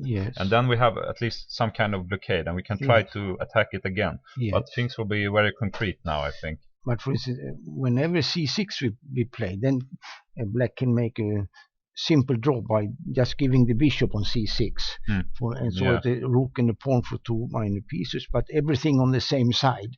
So that's quite safe for black to hold the game. And that's also the reason why I think White must play a little bit slower, because these pawns will not win the game by themselves. You need to activate this knight as well. So I want to play this move bishop d3 and reroute this knight to d4, because on d4, and even if it comes to b3, it will help these pawns. The problem with this move right now may be this move queen c6. But now I can play b5, so not queen c6, but rather, if we try to realize this idea now with e6, just trying to play bishop f8 and a5. Then I'm not in time to do this with White, I think, because we have this move bishop f8, and already if we play a move like knight d4, I guess that a5 is quite strong.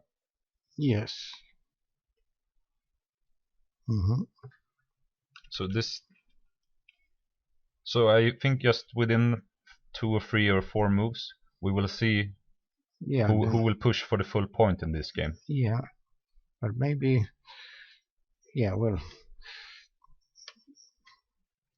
maybe it will be some exchanges there, and if he can give the bishop for 2 pawns, then then the game will end in a draw, I suppose. Another idea. You also mentioned this idea with playing e4 at some moment. We can try to do this with bishop f3, and if e6, maybe e4. Yes. I'm not sure how this is.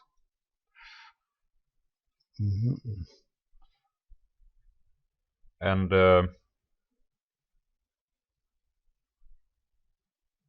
we can, maybe it's okay to play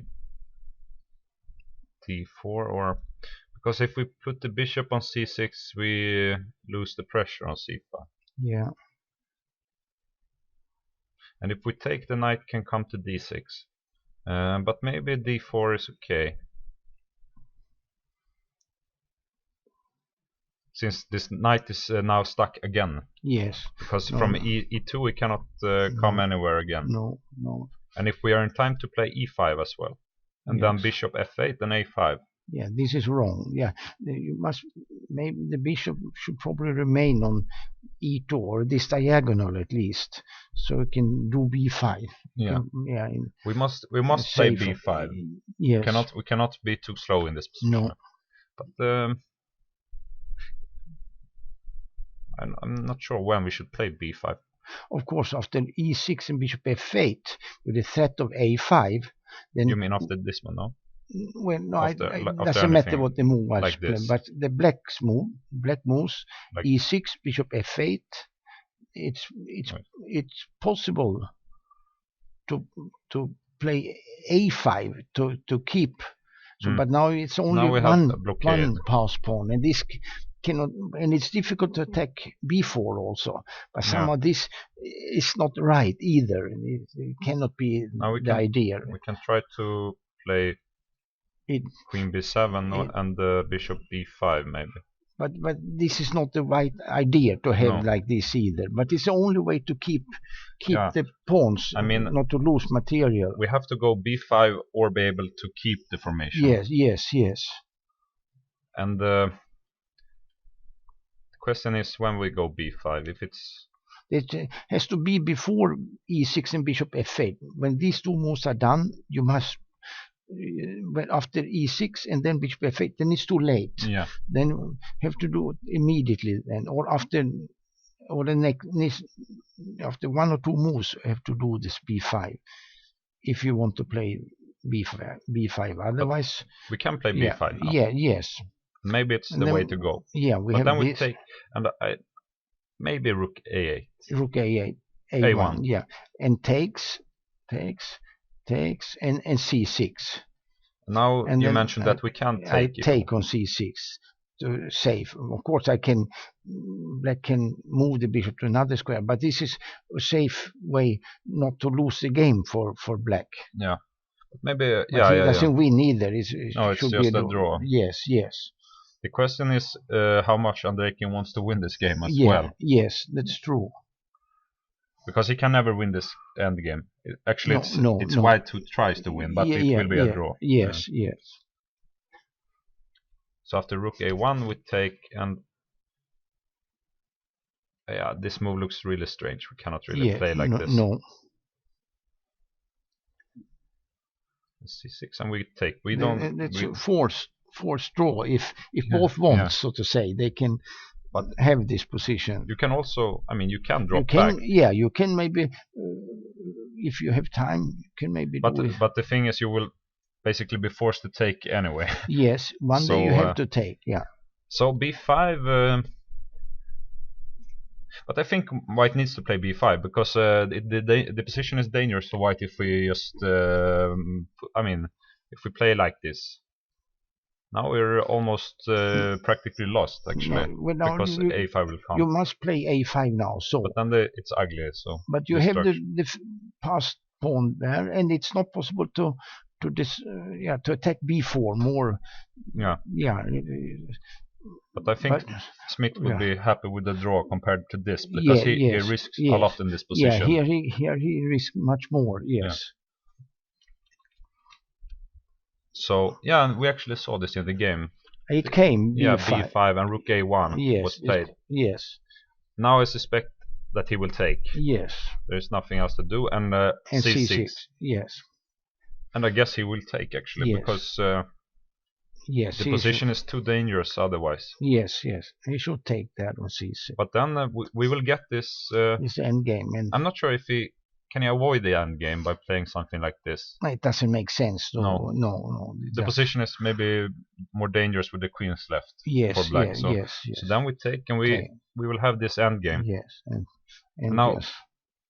And yeah, it yeah, will be a draw. It will be a draw. Something like bishop d3 maybe. I don't know, but yes, in general, the position is not much to play. But okay, so white have two pieces for a rook and a pawn. Yes. So material-wise, maybe white has a tiny edge, but black has these pawns in the center. They take a lot of squares. Yes, it's very positional, the black position. So yeah, and the second rank is always weak. Yes. So he needs to stay compact here. So I think we will have this. I expect this end game, and it should end in a draw actually. Yes. Which would be a good result for Smith. Yes. Even if it's white, but I think he played quite ambitious in this game as well. Yeah. He tried to. I mean, he sacrificed this exchange. Yes. He tried to make more of this than just a draw, but. Yeah. So we will switch game. We had a really interesting game here, I think, between Shirov and Åkesson, where Åkesson had this knight on h8, but it was clearly prepared from his side because he played this very quick. Yes. This opening, and h6 was expected. So he has this black holes around the king, but he's very quick with this f6, and he's actually better developed than white. Yes. So true. Knight c3 and f6. So we were basically forced to take, and bishop f4, knight f7, queen d2, and here I found a good move.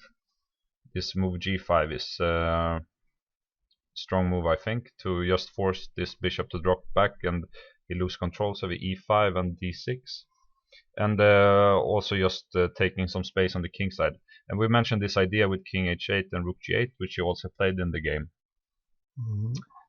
So rook g8, the idea was actually not to take the pawn, because our king would be too weak, but rather just to keep this pawn on g5, and then try to develop the pieces. This knight, we wanted to reach f5 with the knight, perhaps, or just finish the development. So rook h1, we expected this move as well, yes. Yeah, this normal move, just. And queen e7 was played. So earlier we saw some tactical motive when the bishop was still on f4 with rook e1, but now the e file is not so sensible for black, since this bishop cannot move from e3 anymore. So g4 was played, and it's a very double-edged move, I would say. Yes. Now what came? Rook rook f8. I mentioned in the break. I mentioned another idea for black, because we all, of course, e5 can be a good move now, especially when the pawn is on g4. So I mentioned this idea of maybe playing rook d8, and after some moves, let's say we put this rook on d or e1, was just to drop back with the bishop to c8 in order to maybe be able to play e5, but this must work concretely as well. But he wants to use this half-open f-file, of course. So the position is very funny now, with the king in the corner and this rook. So but he plays logical. Yeah. You can see some more moves here. What rook h3. So everything is happening now on the king side. All pieces are trying to get there. Yes, and even this knight actually wants to come to somewhere on the king side now. Knight d6 is good. Bishop d3 and bishop e8 also so good. This classical idea in French. Try to exchange this bad bishop. Yes. And rook e1. Yeah. And now it's Åkesson to move. So it's very messy position now, but very Yeah. He finds good maneuvers. Yes. Åkesson. And I would prefer to play black here actually. Yes. And I suspect that he will play bishop This. g6 Yes, it looks natural. because True. this sacrifice should never work really. No, no, no. Because That doesn't work. there's no. Well, this is, yeah, bishop We have a g7. question from the audience. Yeah. Hachman said that she thought that she don't have the good position. Yeah, I think it's not like Åkesson is necessarily better. I think. I mean, it's just a position, but Black has. He played the French defense, and of course, maybe White is slightly better after one move. But now he has succeeded to achieve all the goals from the opening. Let's say, he has succeeded to break the center with f6, and he has the half-open f-file. He has no obvious weaknesses either, because e6 is no longer weak, and he manages to exchange the bad bishop as well. Yes. So White should maybe not be worse, but I think in general this it's hard for White now to play with this bishop on e3, because if I cannot get this g5 pawn, it's hard for White to find a good idea. And this rook is always a little bit funny on h3 now. Yeah, but it's perhaps White, but also White cannot really improve the knight from c3 because the knight is protecting against knight e4 also. So maybe if he gets queen to d3 and goes back with the bishop to d2 later on, but then there is less pressure on g5 when queen leaves this diagonal. So the white pieces are a little bit clumsy in order to get the advantage, so to say. I think yes. And if this bishop gets traded, this knight will always have some option of knight e4 or knight c4. Yes. This queen may also. If you exchange this bishop, this queen can come to g6 as well, trying to force an endgame. Yes. I'm not sure what White even plays for here. I don't see the idea. He has this idea at some point, but I'm not even sure if it achieves anything. But always knight e4, so it's difficult to leave c3 because of knight e4. And bishop g6 has by the way not been played. Did he play this? No, rook e1 is the last move, but I expect bishop g6. Yes, this is his last move. He's calculating this if it's possible to take on g5, I assume, or something like this. But this should never work. After bishop takes g5, you can just take here as well. Yes.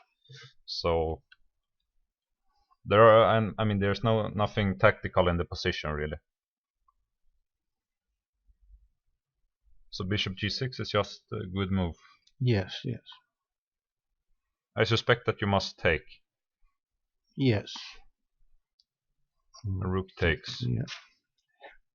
And here, c4. We can play a move like b3, but yes. Yeah, maybe it's good to do that anyway. But now, knight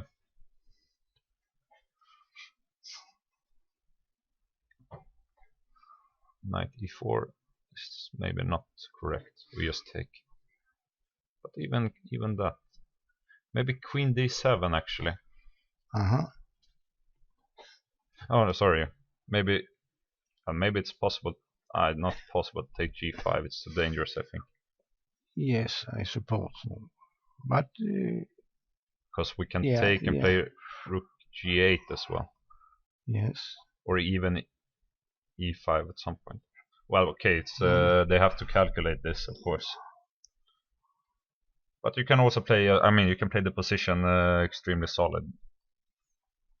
Queen f7 as well. Mm-hmm.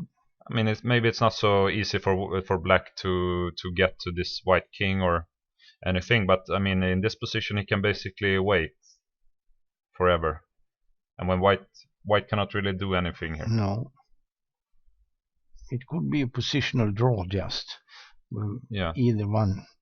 But they are not allowed to offer draw before move 30, so they have to make at least 5 more moves after rook takes g6.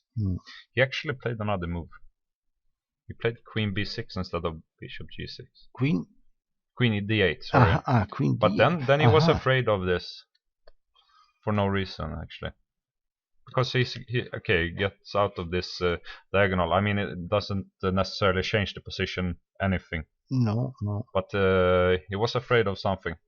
Or maybe he wants just to keep the bishop on e8 and to put it on f7 to defend e6, for instance, and then to wait. Or play e5. And yeah, maybe after bishop on f7 you could play for the e5 idea, perhaps. But perhaps, yeah. But otherwise, if he just keeps it there, I don't see any plan for white to do anything. The bishop is good on g6 because you can never really I mean play for a mate on h7 because you always have bishop g6. Yes, I don't see a plan for white. Actually, I don't see a real plan what black should do either. Just some ideas, but yes, it depends how ambitious Åkesson is. But I guess that he's quite. If the position is equal and he knows that he can stay and keep the draw, he will probably do that. Maybe, yes. But it will be interesting to see what Shirov plays now in this in this moment, because now he put his pieces where he wanted them. Yeah. For some reason he wanted this rook on h3 and they wanted this rook on e1. I mean, this cannot be right. Knight e2. No, I don't think so either.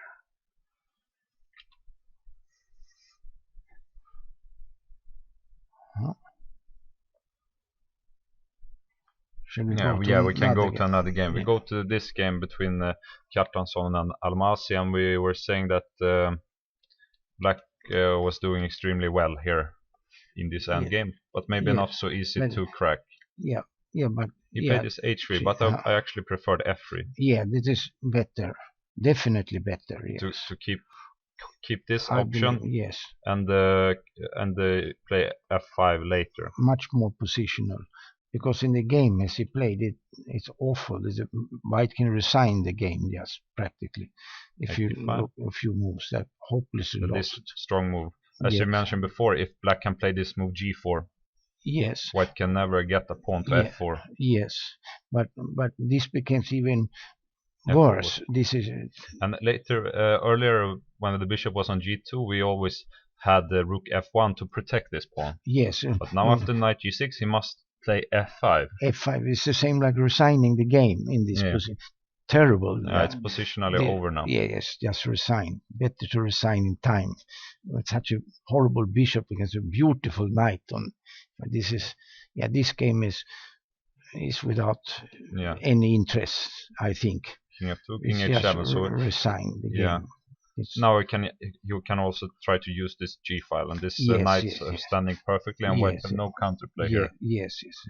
So he will win this game. Yes, of course. Because this he doesn't need to find any special move.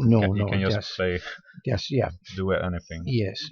So we go to Evgeny Posny's game, where he thought that this young guy from India had he had really good compensation here for a pawn. Yes. And in order to finish the development, Posny had to give up this bishop from g2, and after knight c3 and rook e1, he found this bishop a3 move. Yes. Which I think was good. Yes, it's probably good. Yes. And rather than taking on a3 immediately, he played this move knight b5 in order. He is saying that this bishop is worse on b5 than on a6 because you can yeah, you can get one move for free. Maybe also trying to targeting this pawn on b6. But queen c3 was a good move, and here we were struggling to find something for white. He played queen b1. Yeah, I mentioned this move, but I didn't take it seriously. The idea for black is to keep the bishop, but here they exchange many pieces, and then the white king is not in danger anymore on any diagonal. So now queen takes d4, but this was maybe not necessary. No, yes, that's what I don't like so much. But maybe it forces a drawn endgame. I'm not sure. Yes, yeah, maybe it forces a drawn endgame, but he's a pawn down. But it's a double pawn. But anyway. So this sequence was more or less forced, I think. Yes. Black must get back this knight. Yes. Now it takes, and in this endgame, white is one pawn up, but it's not the best pawn. But no. But and he played e3. It's good move, good. And yeah, black is of course weaker on the first rank now, because if you play rook d2, probably rook d1. Yeah, rook d1, and the black. And then you take on play rook c1. Yeah, so now we can see that this pawn is actually an extra pawn, because after rook d5 we can exchange. And now we have this rook b1 move. You have to protect the back rank mate, and now we have rook to b5. So we actually get the extra pawn here. Yes, but maybe this should be a draw also. Rook takes a2, because that's the worst position to have the pass from the rook in front of the pawn. But and here just to play active on the king side. Maybe white cannot win this, but this is white should try to get something better than that anyway. Yeah, but anyway, that is maybe the best he can get, and black because is if you take now and play g6, we can give check and come from behind. So and it will probably force the same endgame. Yes, perhaps, but I'm not sure if black can stay like this forever. He stays on c5 maybe with the rook, and then. But white can always. He can always get the. He can actually always get this extra pawn, because he can play with a4. Always, always. And the point is that we cannot play rook here now because of rook c4. Yes. But we can. I think. But the pawns shall move on the king side for black.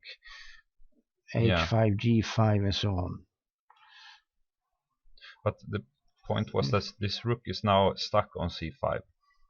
But it stands quite well. It stands okay there. But if you come with all the pawns... But this is also a little... It's not so comfortable for black. No, it's maybe okay. Yes. I mean, both of these endgames is probably drawn. But white will try to win. Yes, of course. He must try. He must try. So... the game is still after e3. Of course, rook a4 is another option. But then the rook will be out. Yeah, we can play like this. Now you have to defend again, and we have rook b3. And then white has improved, I think, a little bit here, because you cannot attack. And well, rook c or d5, maybe.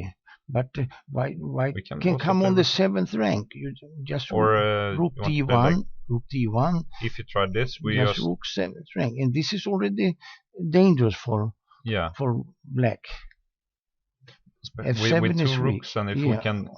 Yeah, this is dangerous. So maybe he must show that he knows this rook endgames with this like this. Yeah. So this is sorry. This is it's a known draw, yeah.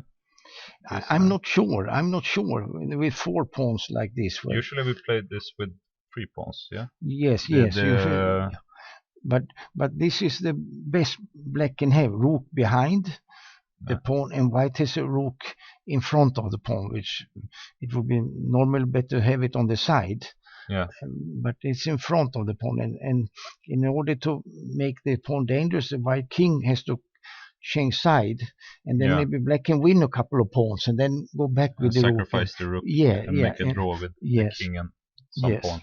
There was one player one time I remember many years ago, a Soviet player. He was a pawn down, but he had perfect control of this endgame. So he played with the pawn down, and white wanted so much to win, and he lost the 3 pawns, and he won with black this position because he knew how to hold the game. Yeah. But white wanted to win by all costs, and he lost the game. So he can play for all results here with black. Yes. Just by waiting. yes. So did we have any other games? I can just see if we have any more results. Yes.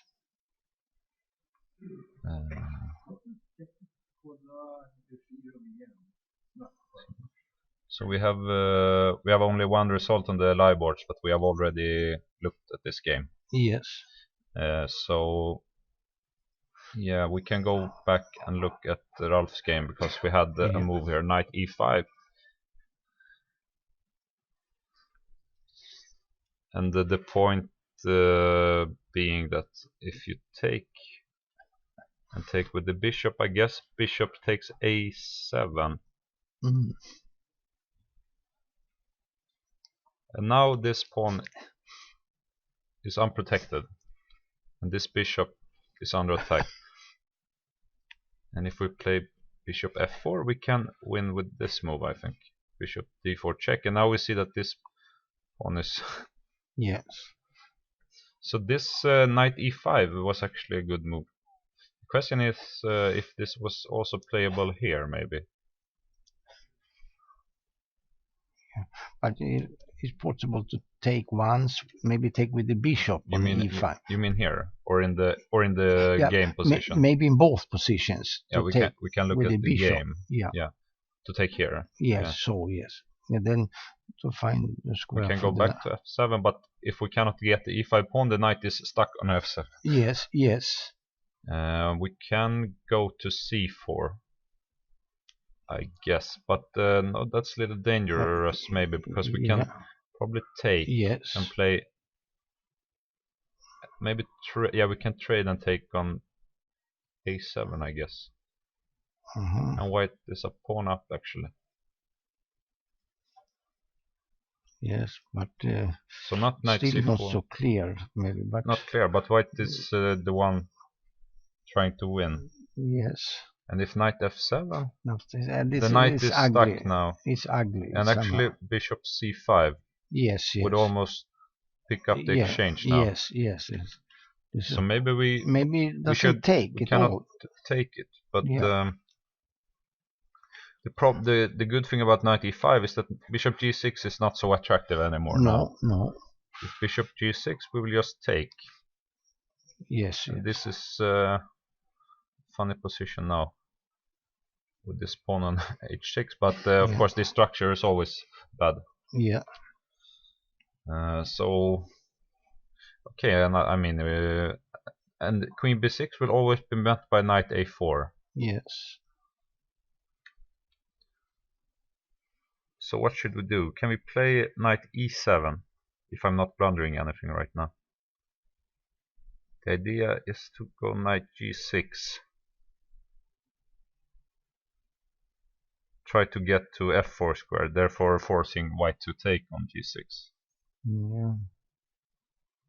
Maybe knight e7 is okay.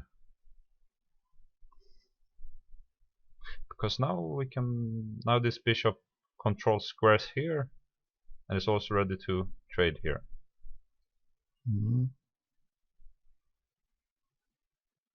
It's a very complicated position. Yeah, there's a lot to play anyway. Shirov is trying to find good ideas here. We should see. We continue maybe. Yeah, we can. We can go back maybe to Smith's game against Andreikian, because we expected an end game here after rook a1 and c6, but he started with queen a4. We expected this end game, and we expected this to be drawn. Yes. But instead he started with the queen a4, but we can see that they reached the same end game. So the bishop dropped back, and now he played c6 and he took. Yes. So we get the same endgame, but with the bishop on e5 rather than a1, but it's basically the same thing. Yeah. Yeah. Now he can play this move f4, but I'm not. It may be a good move because I want to avoid black from getting this big center. Yes. But yeah, but now when Bishop he c3. exchanges the bishop, this is good for So, black to yeah, so exchange now the bishop. easier to hold Yeah, this. yeah, he can never lose this No. with black. Only maybe black can try to win. He will try to win, but Yeah, this knight have been misplaced through the whole game, but yeah. now I guess white shouldn't be in danger to lose. No. But black's idea is, of course, to play f6 and e5 and come with the king, trying to put some pressure. So maybe still requires some good moves from white. Mm-hmm. But it should be a draw. Yes, Quite yes, easy. yes. I'm not sure if he plays. Can play a move like knight. Okay, rook c2 was played. Rook c2 is a good move because I had this idea of coming to d2, but it's not possible right here. So this Andrei King is trying to make him suffer here. Actually, can try to play king e1. King f3 may be dangerous actually, because if I play f6, my idea was to play knight h1 to f2 to come to the game, but if we play knight f1, h8, we have e5, and the problem now is that if we cannot take and play knight f2 because e4 would win the game. So this position would be quite dangerous for white, I think, even though e4 may still maybe e4 still keeps a draw here. Yes, yes. Because when we take, we can play king e3. Yeah, white can never lose. And now we pick up this pawn with the knight. Oh, it's So maybe not so interesting anymore. This is too Yeah, easy yeah. draw for both sides, so to Yeah. say. They don't have to do anything. We have any other game.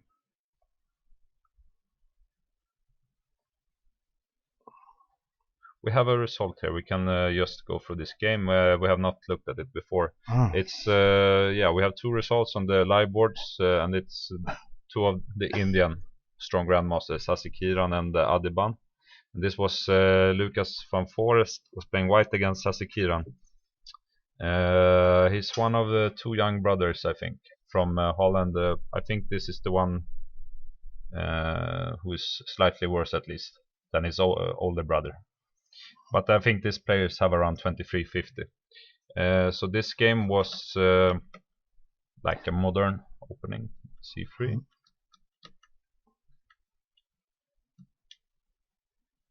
So it's just normal position now. Yes.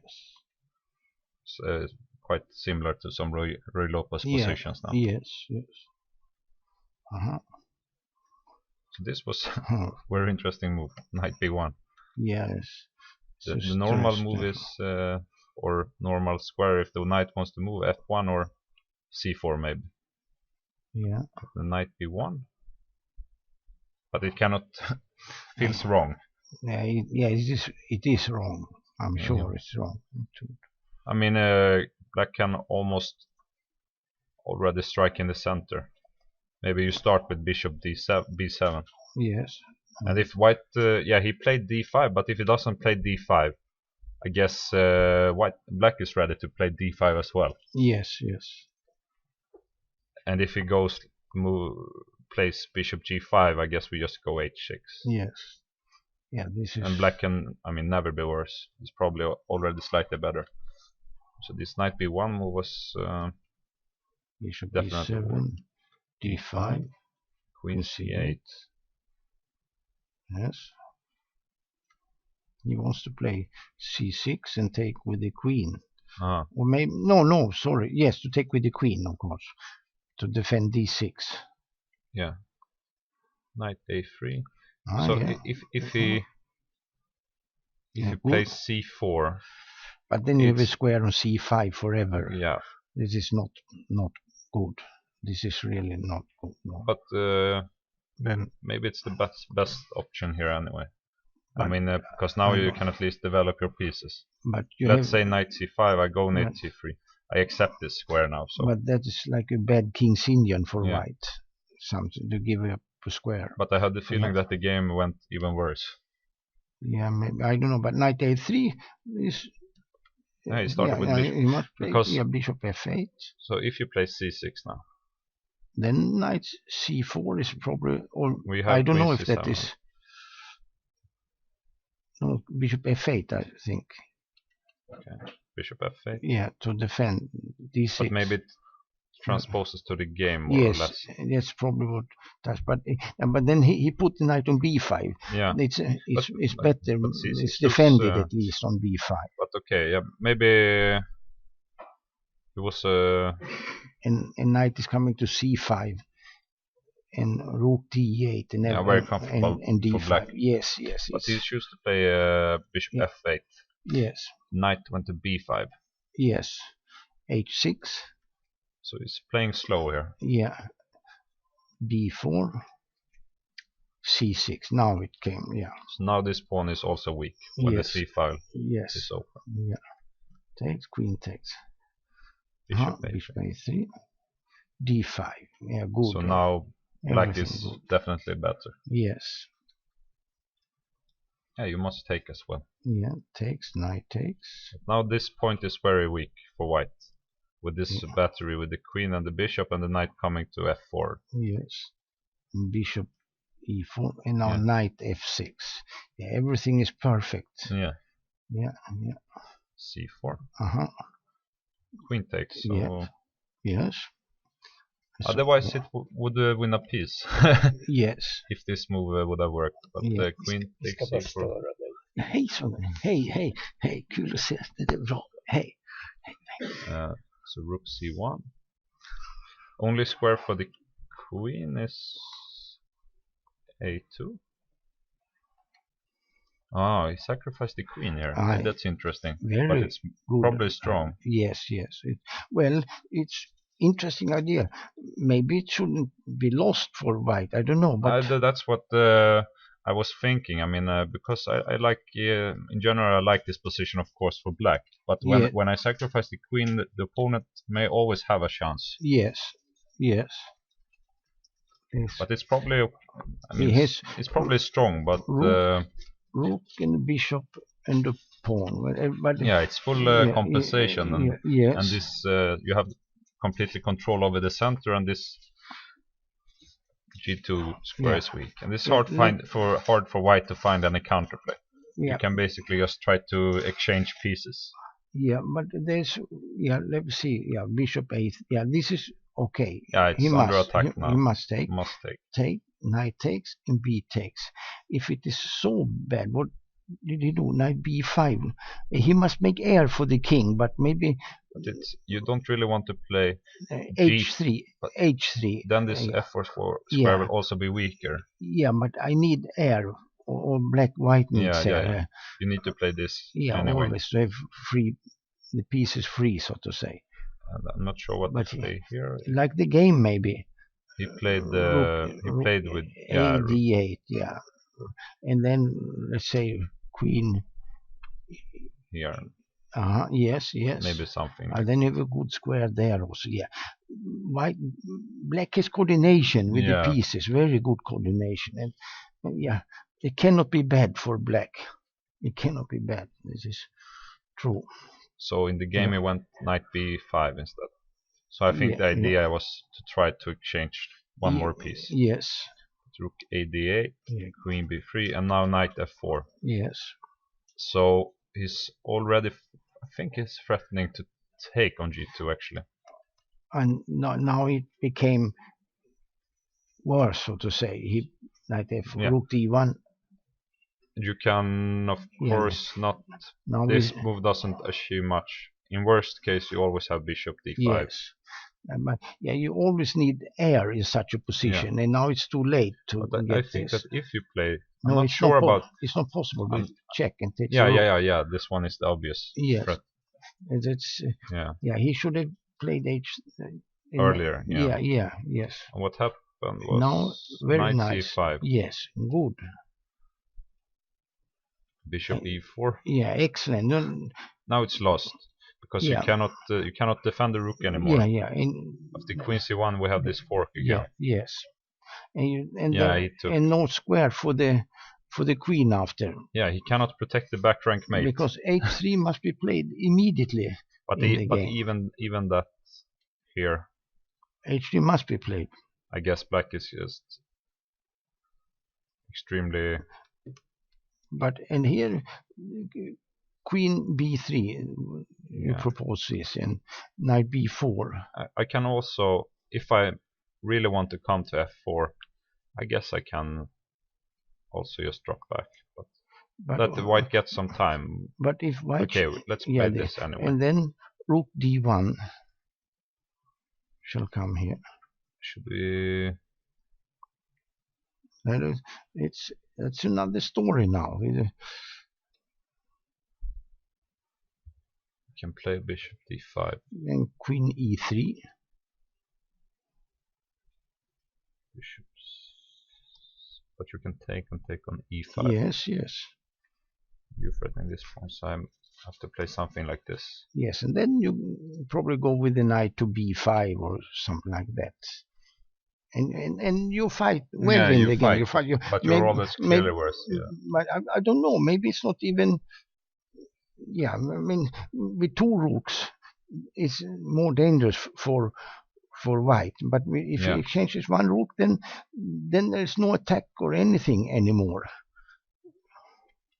No, white misplayed it in this in this very moment. But I think he misplayed it. What black did around here was probably correct anyway. Yes. But he had already, when he played d5, he had already planned this queen sacrifice. I suppose so. Yes. But it was actually quite good game, I guess, from black part. Yeah, black played very okay. What other games do we have? We can see if we have any more results.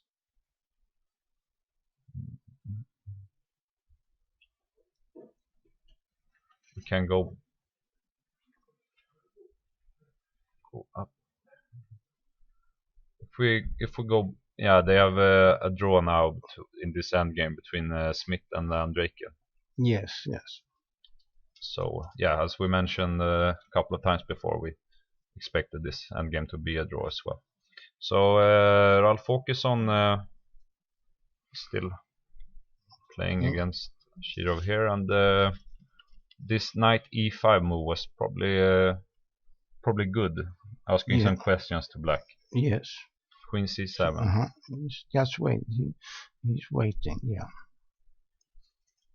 Yeah. And even though this move may have achieved something, maybe it's not easy for white to make progress. No. You can never, of course, play f4. It feels like you cannot get to this g5 pawn. No. h5 is always protected by this bishop, so extremely hard to do anything on the queen side as well. It could be a positional drawish position, so to say. They just wait now. Yes. But I think Shiro would like to win this game. I suppose so. You can still play moves here, like bishop b1 is a move. That is a good move. Yeah. The idea is to give exchange there, and bishop takes g5.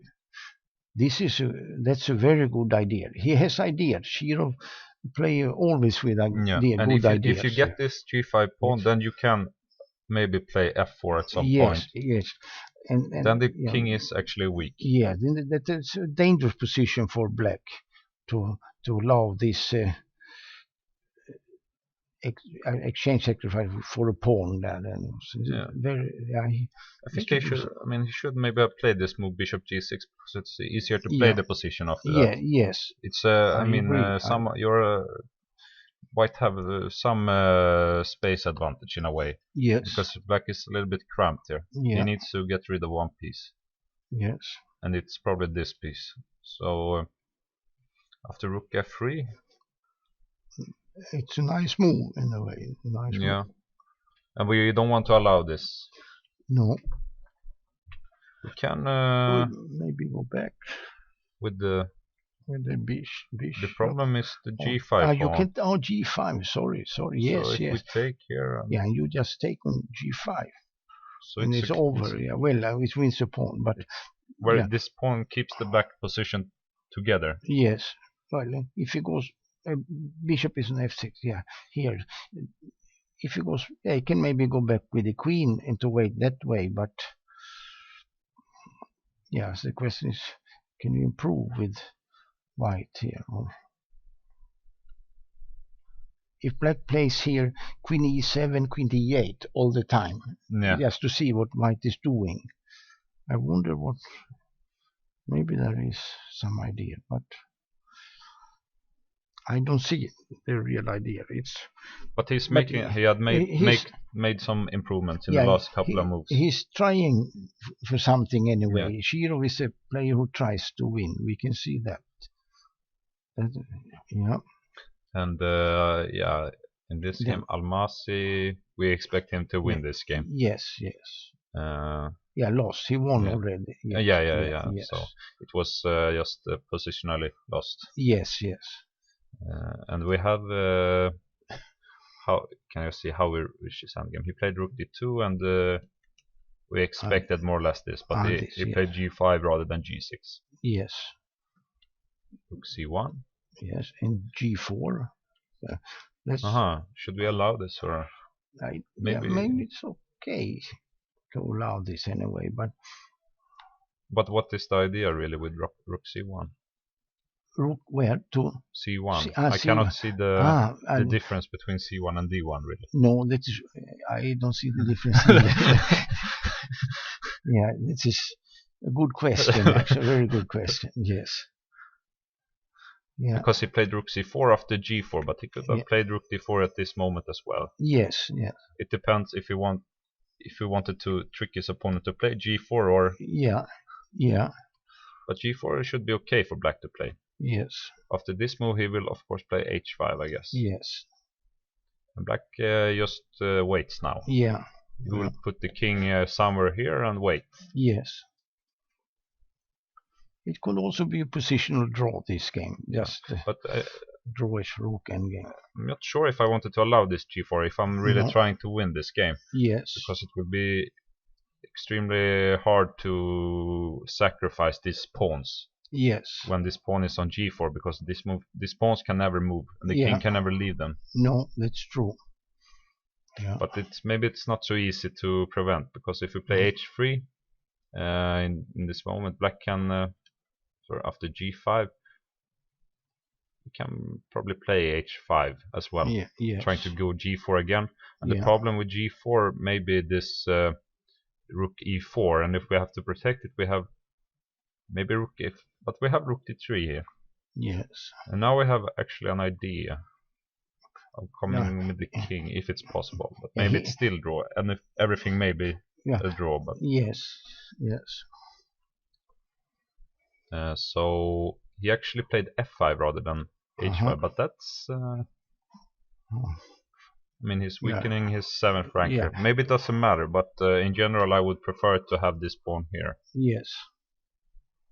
Yes, of course. And f5 I would like to have if I have the king on g6. And now he can be cut maybe with rook. He must have been c7 after f5. He must have been afraid of h3. The idea is to go like this, trying to pick up this pawns, or making this pawn weak somehow. But even after h3, black can play f5 if he wants to play f5. Yes. But it's also okay to put the rook here for the moment, I guess. Just stay here, and then you can go with the king. Yes.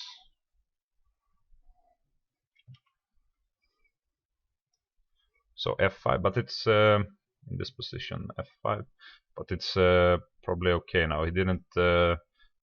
He's probably not in time to do like this because I have rook e4, and when I play rook a5, when I have rook a4, you must go back to c3 with the rook to protect it, and then my king can come up again. So after he played king f1 now, but this f5 move. This f5 move makes this rook a little bit more passive, because you will not have this option of going rook h5 anymore. Yes.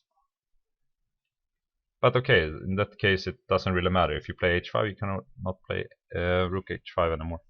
So we have Axel Smith here, who drew his game against Andrejk, and we will just take a short break in just half a minute, and he will be back here.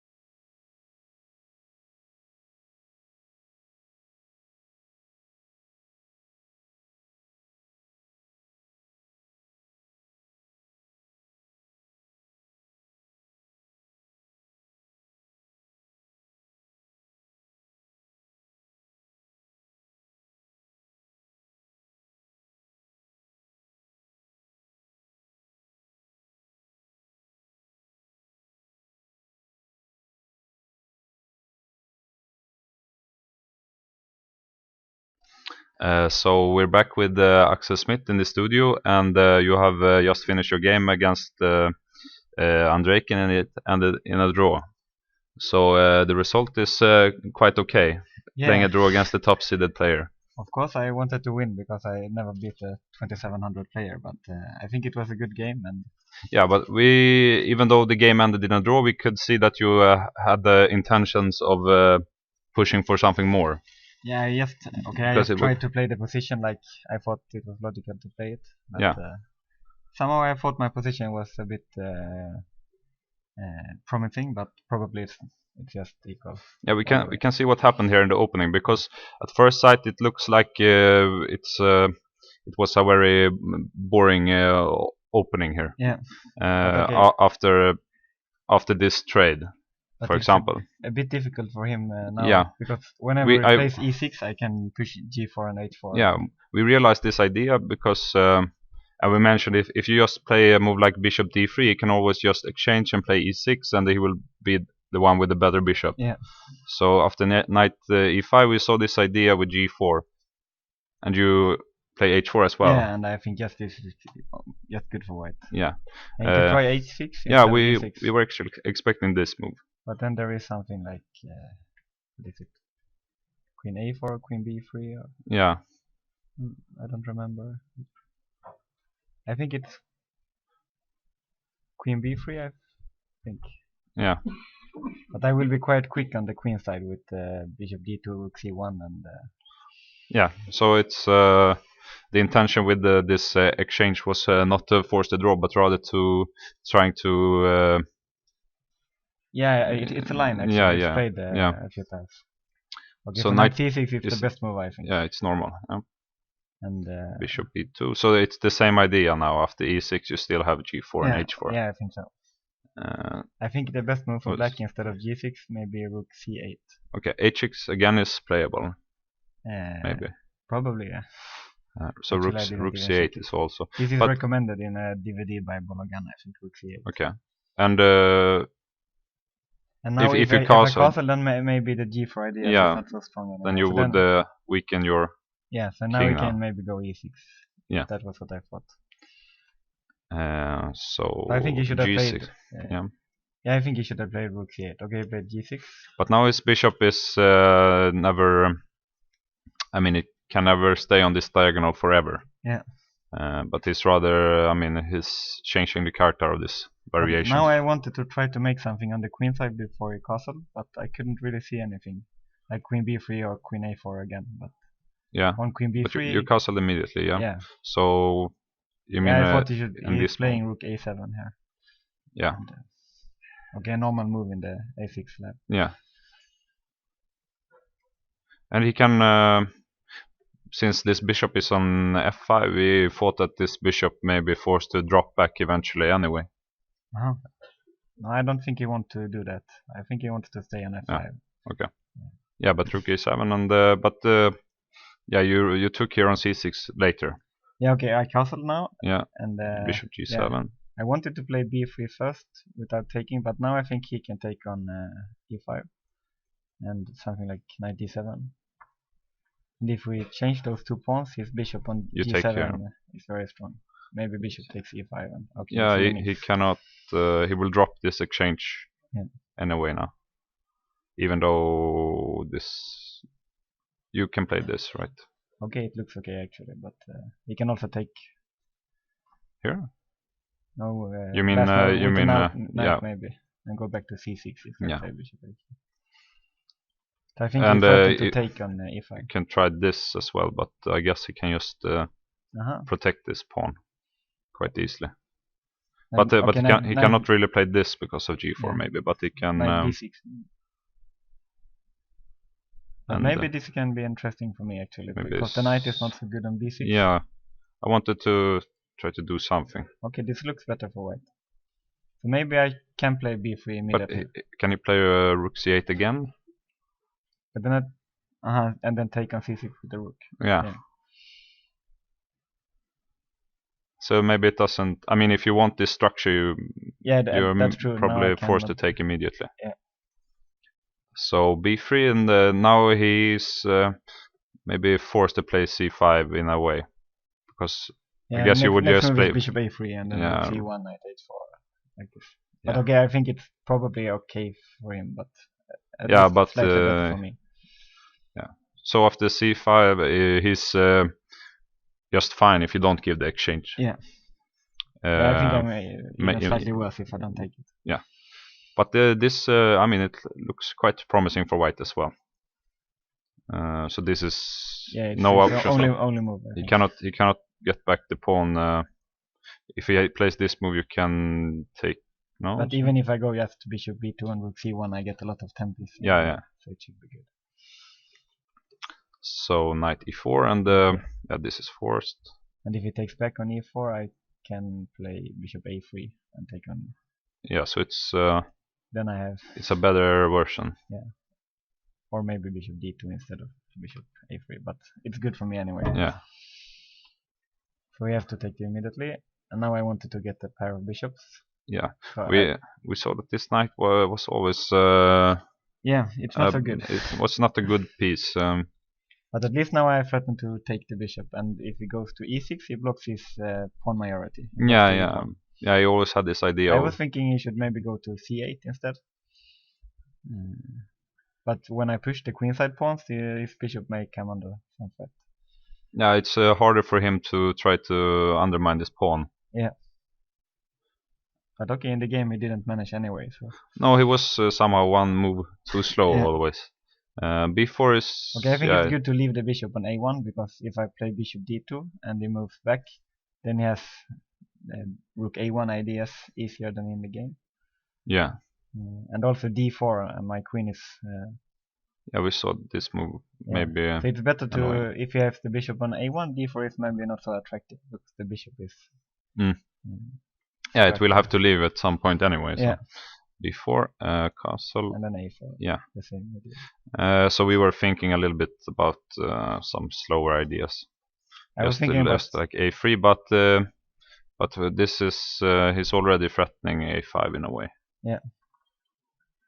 I was also thinking about bishop f3 and then knight e2, knight d4 or f4. Yeah, we were. But somehow I thought the bishop on e2 it cannot really move because it has to threaten a6 and cover b5. Yeah. So queen c7. Okay, now we're threatening a5. Yeah. So this was always like I mean a big question in this game. Yeah, if you if he just plays a5, I'm just worse. So yeah, I have to. We assume that you were almost losing if you can play a5 and undermine this. Yeah. And now it's a threat again, so I have to go bishop d2 bishop and d2. rook c1. And after bishop d7, you were more or less forced to play b5. I couldn't really find any other good moves. Because if we saw this idea, if you play just slow here and trying to improve the knight now, if you play bishop d3 or bishop f3, that he had this idea of playing e6, and knight e2, and he has bishop f8, and now he's threatening a5 again. Yeah. Okay, and if you're forced to play a5, you're risking a lot now. Yeah, but okay, maybe I have some tactical ideas like knight d4, a5, c6. Okay. Yeah. But he can also go e5 instead of e6. Yeah. To stop the knight coming to.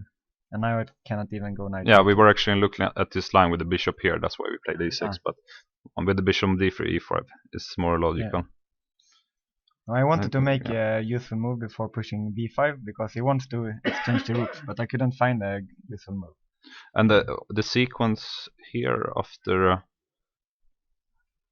After b5, it almost forces a drawn endgame in a way. Probably, yes.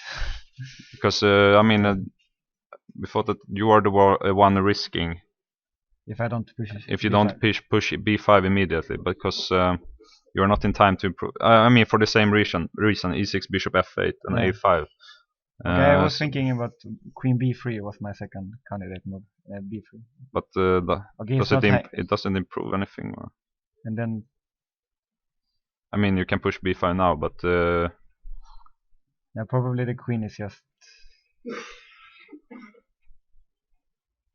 Yeah, maybe now I go to c6 with a threat because. Okay. I don't know. We felt like also in general that it's these pawns will not win the game by themselves. No, you need maybe an extra piece. Yeah. You can also go queen b7 after queen b3. That was what I thought. So now you can. Maybe but the problem is that you don't have c6 anymore because the queen is unprotected. Yeah. So. I think I should push the b5 immediately. Yeah. And I must take. And rook a1 was probably a good move. That's the only move I was thinking about. Yeah. It undermines the c5 pawn. Yeah. And now, queen a4. We were okay. We were actually expecting c6 right away, but probably this queen I is. was thinking maybe he can play rook a8 now, and it can take the a5. And. Now we have to move the queen anyway. And then maybe he can try to keep the bishop or something like this. Bishop b8. Yeah. Somewhere. It should be okay for me, of course. Yeah. But okay, why give him the a5? Okay. Yeah, so queen a4 was probably good then if you can. Queen a2 is probably about the same. Yeah. If I want to keep the queens if you later, then I should play queen a2. But the question is who wants to keep the queens. But if you want to trade the queen, you can force it. Yeah, I think I want to keep the queens, but I have some problems with the back rank mate and like this. We play here or something. Yeah. And c6 now, and if we're not forced to take again, but it's probably. Yeah. Okay, probably it should be. It should be drawn anyway. Yeah. The problem is that somehow hard to find good squares for your pieces here. Yeah, if I get to place them wherever I want, then I'm better. But okay, I cannot. Like h3, queen h, king h2, and knight to d4, and but it's a very long way. Yeah, no, it's not so realistic. So we had this endgame, and yeah, we didn't look at this endgame too much because we assumed it was quite easy draw. Yeah. But I don't know, f4 is maybe a good move because in some scenario maybe he can try to get this big center, and it's a little annoying. Yeah. I had about the same ending against you, but you had 2 pawns instead of 1 in the crab. Where? But I had 2 knights and you had rook and 2 pawns when we played in Visma. Yeah. Year. But that's a big difference at pawn. Yeah. Okay, now even if it's equal pawns, it should probably be a draw. So Yeah. I just wanted to exchange now and make a draw. And that was yeah, also his h4. plan. So.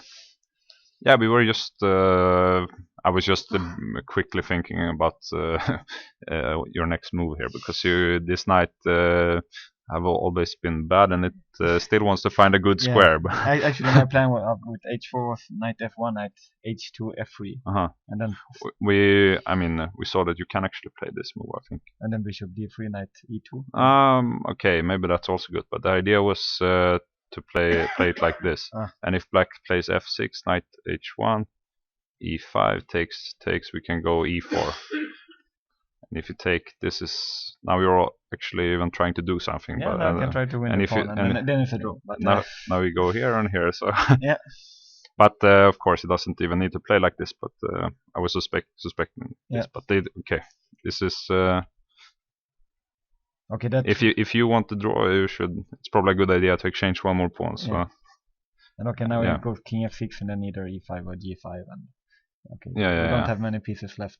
Yeah, but the game in general was. Okay, I think it was sound. No big mistake. But, and. But maybe I should find something, because he is probably okay here. So maybe b3 and knight h6 is. Yeah, allowing. But at this point, it's not theoretical anymore. No, I thought it was better for me during the game, but then in the game it showed that black is easily okay. Yeah. Or okay. Yeah. Okay. So thank you for showing the game, and thanks.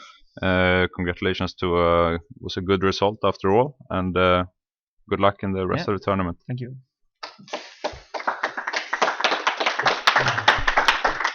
And I think we'll take just a short break, and Ulf will be back with me here.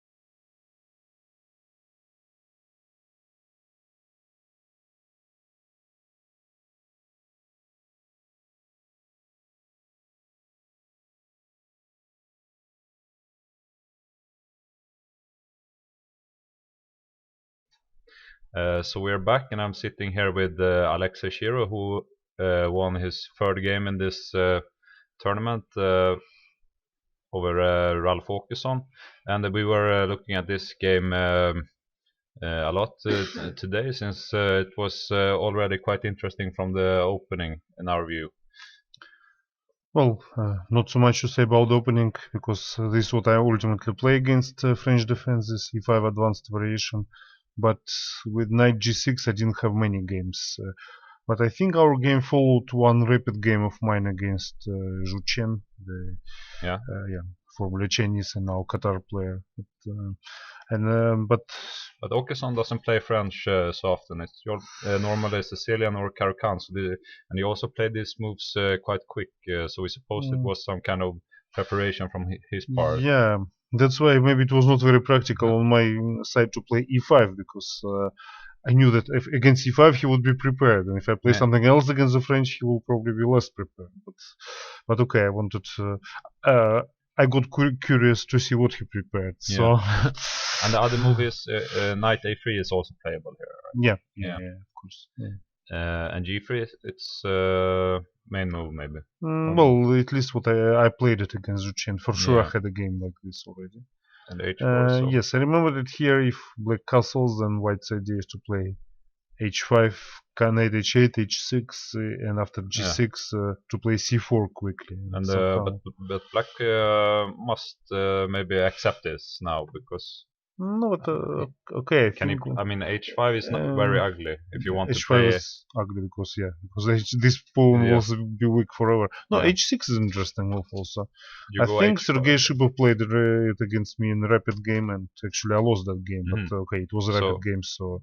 Is the idea to play like in the game, but not allow h6? Yeah. So. Yeah. So you can go h5 now, and he must go here. Yes. And then knight comes to g5. Yeah.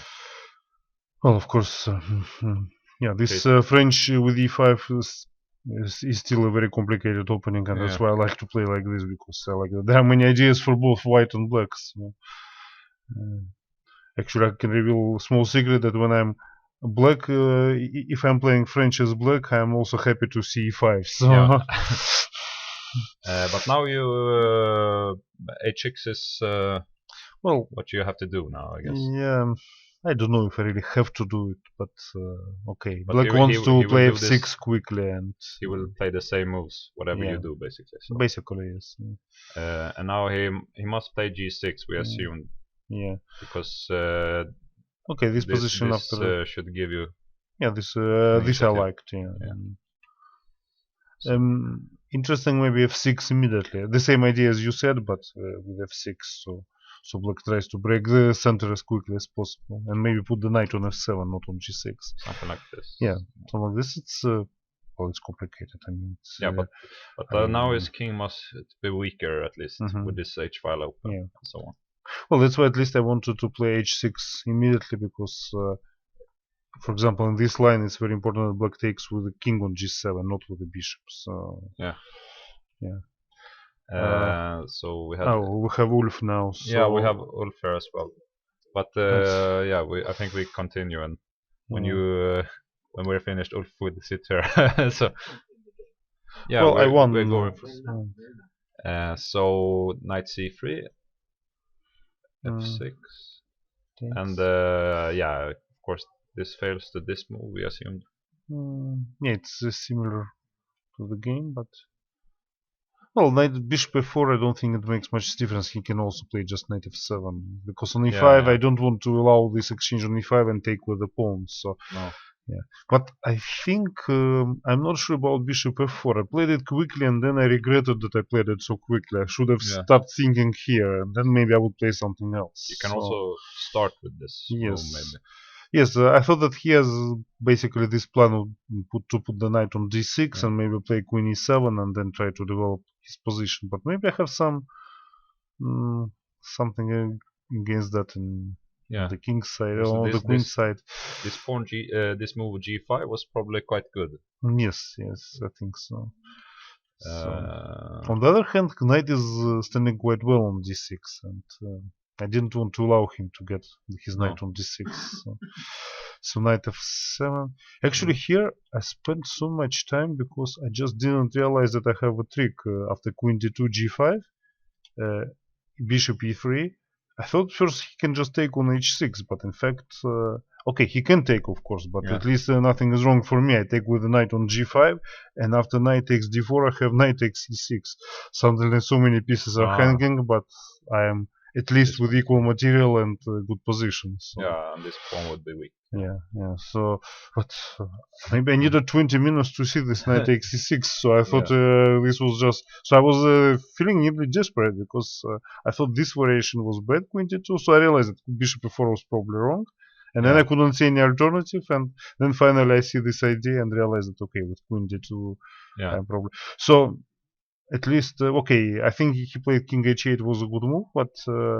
I was happy that I am in the game because just 2 moves before I thought I am already clearly worse. And here, okay, at least I felt that I'm not worse and the game continues. So yeah, but he played quite sensible moves from here. This idea was we were expecting this idea as well, is to protect this pawn with the rook. Yes, and then okay, but has still a lot of plans to to improve the position of his pieces. So rook h1, and he played queen e7. Yeah, I also underestimated this queen e7. So now I realize that he just wants to double the rook, so put it on f8.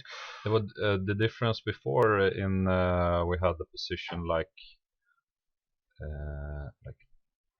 if he would have played this move now with the idea knight d6, we have rook e1, and after knight d6, bishop f1, and it's there's sometimes such ideas, or something similar maybe with rook, the other rook on e1, and then just bishop d3, and so the difference is it's harder for you to use the e5 now with this bishop here. So here already I started getting a little short of time, and I would like to play something more concrete, but it was not so easy, so I had to play strategical chess suddenly. Something which I'm not so much accustomed to. So, okay. Well, I think rook h1 is fine, because okay, rook can sometimes be... Because, for example, if he plays knight d6, then my idea was to rook h5. And if bishop e8, I have rook takes g5. So bishop g5, bishop takes g5, and I'm clearly better suddenly. So he cannot stop this. Still, I thought it was interesting for him after rook h5 to play knight f5 instead of bishop e8. Here this was actually my concern. Yes, I can take, but my pawn on d4 is extremely weak. So he can take here.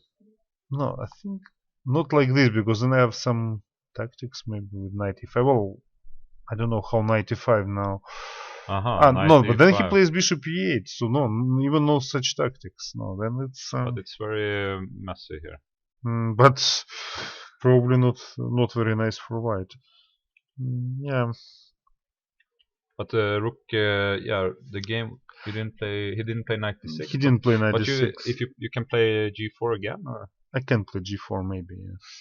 Maybe. And e5 doesn't work here. Well, I have knight takes d5 at least, so.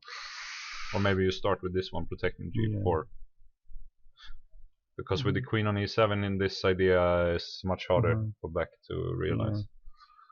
Rook h1 and now g4. I remember I was also thinking about rook h5, as I said, knight e5, and then g4. But after this, or no, after knight f5. But okay, it's such a complicated position that there are many lines, and I thought about g4 here as well, but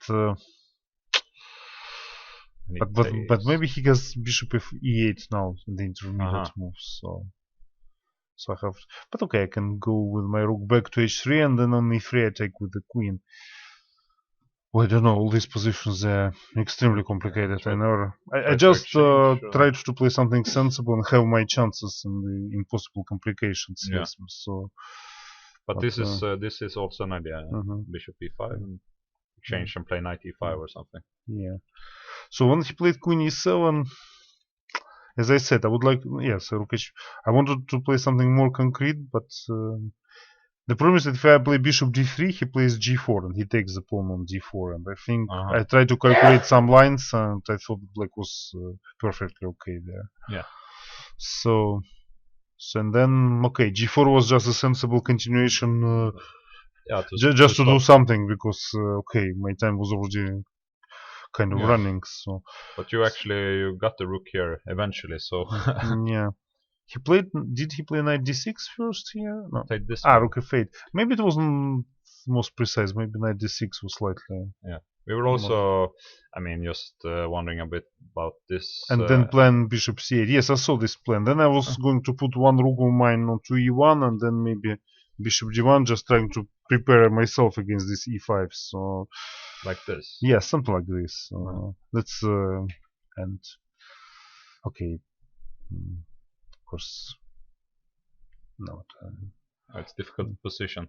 We somehow felt like you put your pieces both white and black on the best squares, and it's like the position is more or less frozen. So both players can wait, but. Wait. Normally it's not so good in chess because then one side starts improving his position if the other side waits. So. But he did. I mean, he found this idea with bishop e8, and we were of course expecting bishop g6 after this move.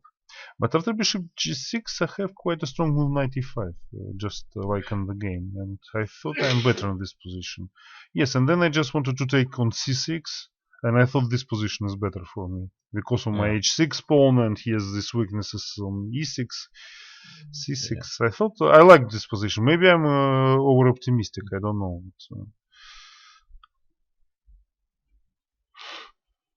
Yeah. So no, queen d8 actually is quite an interesting move, but or maybe he also could try queen c7 with similar ideas. Actually, I have more or less prepared against his possible ideas, but I don't have many opportunities to improve my position. No, actually, I mean, you played this move knight e5 in the game, but if it's almost the only idea. Yeah, but if you, for example, if he plays queen c7, then I cannot play knight e5. Then at least he has a tempo comparing to the game.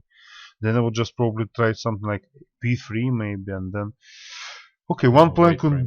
Yeah, but then he goes bishop g6. It's very strange because he played this. No, he played queen d8. So I'm suggesting queen v7. So then, if you played this, I don't know. I'm sorry, queen c7. What I'm talking about? The pawn is hanging on g5. No, the bishop. Yeah. So that's why. Yeah, so that's why queen d8 was a good move, I think. Yeah. Now you played this move. Yeah. I remember it after knight e5. I wasn't even very sure what I do if he just goes back with the queen because no. So I play knight e5. Yeah. So if he takes on e5 with the knight and bishop, then I take on a7. It's even better than the game. I think. Can he play like this? Okay, but then I think. Well, of course he can, but I don't know. A very strange position here with all the pieces. I mean, they're stuck in the corner, but. Do I have some tactics, maybe like rook f3 and after knight g6? I don't know. I wanted to take on g5, but it doesn't work. No. Sorry. You mean like? Yeah, because now it's protected. So no, and then but it's protected already. So yeah, okay. I have to. At some moment, I still need time to play b3. Because. In some lines knight goes to I would probably just rook. I think I would keep rook on h3. b3 exchanging. Sometimes I have the plan of f3 and then bishop f2 and then actually trying to get my rook back from h3 to h1. But you cannot really allow this, I guess. Yeah, but no, I think I will just change these pieces. So, but now will you take with the knight? But he plays knight g6 anyway. Yeah, he plays. I don't see much difference.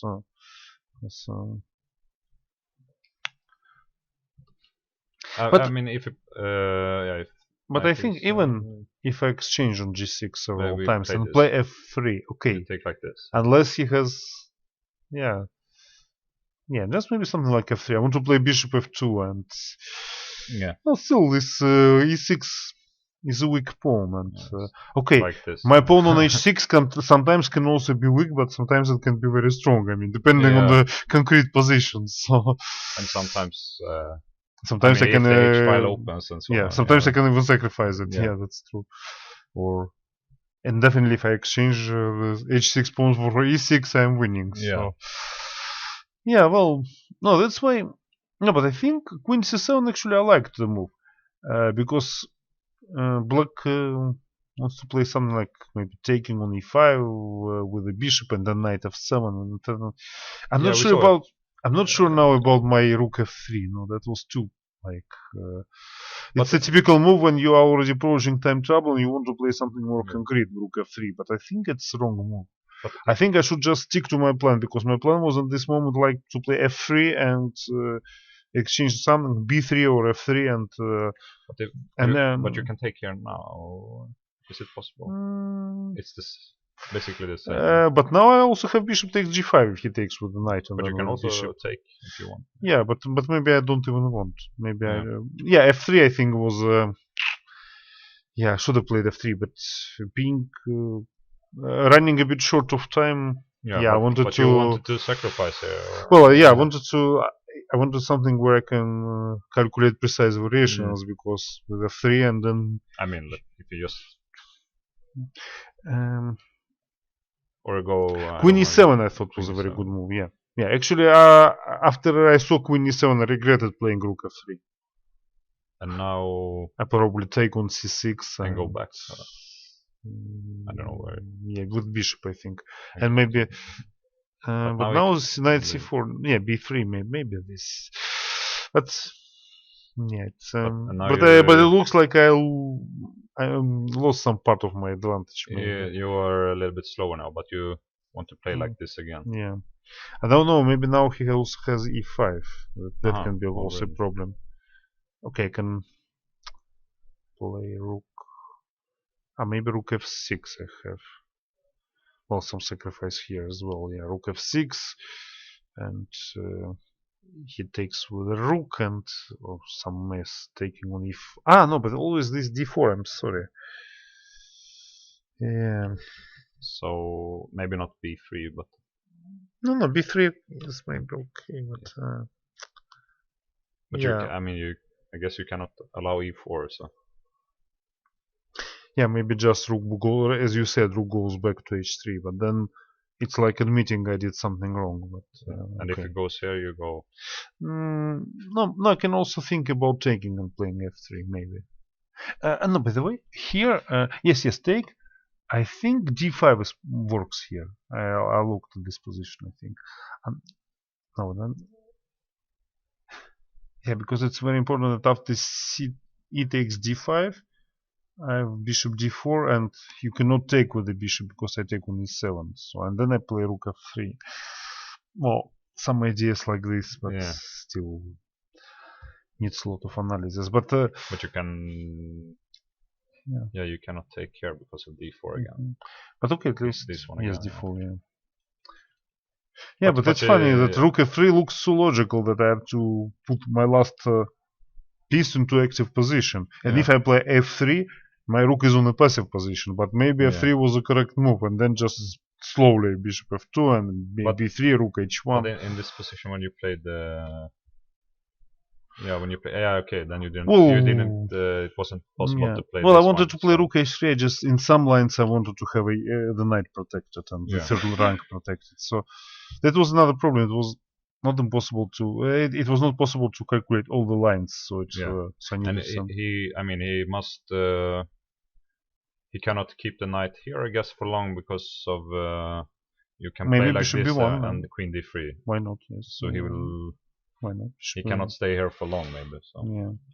And it's too passive, and this rook is misplaced in that case, I guess. Okay. So now it took, but that's it's losing move. Well, at least I didn't see the defense in these complications, but maybe there was defense. I mean, I wasn't sure. But I was very happy when he took because I thought, well, now I sacrifice the exchange. I have a lot of threats and Yeah. many variations win for me. So I was happy at this moment, of course. But we actually didn't get any more moves then. This was the last game No, move for no. us. Ah, okay, okay. So, and the result is not here either. So Okay, you can tell us what so happened. okay, I played bishop takes c7. Just a moment. Instead, I could alternative was to take on f8 and play bishop g5. It's, let's say, more simple chess. Yeah. But then I thought he plays knight f7 and keeps defending. Still, I would play it if I wasn't confident. But because bishop h4, I think I'm better already. Because I think so. But, This is not. no, you maybe you I'm have this check, but yes, but maybe I'm wrong. no, Maybe but you have this move. It's mate here as well. no, you can't bishop take. h6. Sorry, bishop h7 is a mate. Aha, yeah. Yes. This one is quite nice. This is mate. Yeah, queen d3. Yes. This one. So So this is not working then. yeah, but okay. I was confident that after sacrificing the exchange, I would be clearly better. So I took on a7 instead of taking on g5. Yeah, I didn't take on f8. Yes. So now I'm attacking his bishop. So rook takes f3 looks like almost the only move. Because if he plays bishop f4, I just play bishop d4. And this is the moment when you sacrifice exchange. yes, yeah. I played rook a5. Yeah, of course, that was the idea. Well, of But course, I want to play bishop d4 and I thought about knight f7, but knight f7 I can probably just take on e6 like in the game. So and rook f4. Now this is a huge threat, of course. Yeah. So he plays rook f4. It's a pity. If my king were on f1, then I would probably have this combination on take on f4 and play bishop d4. Mm-hmm.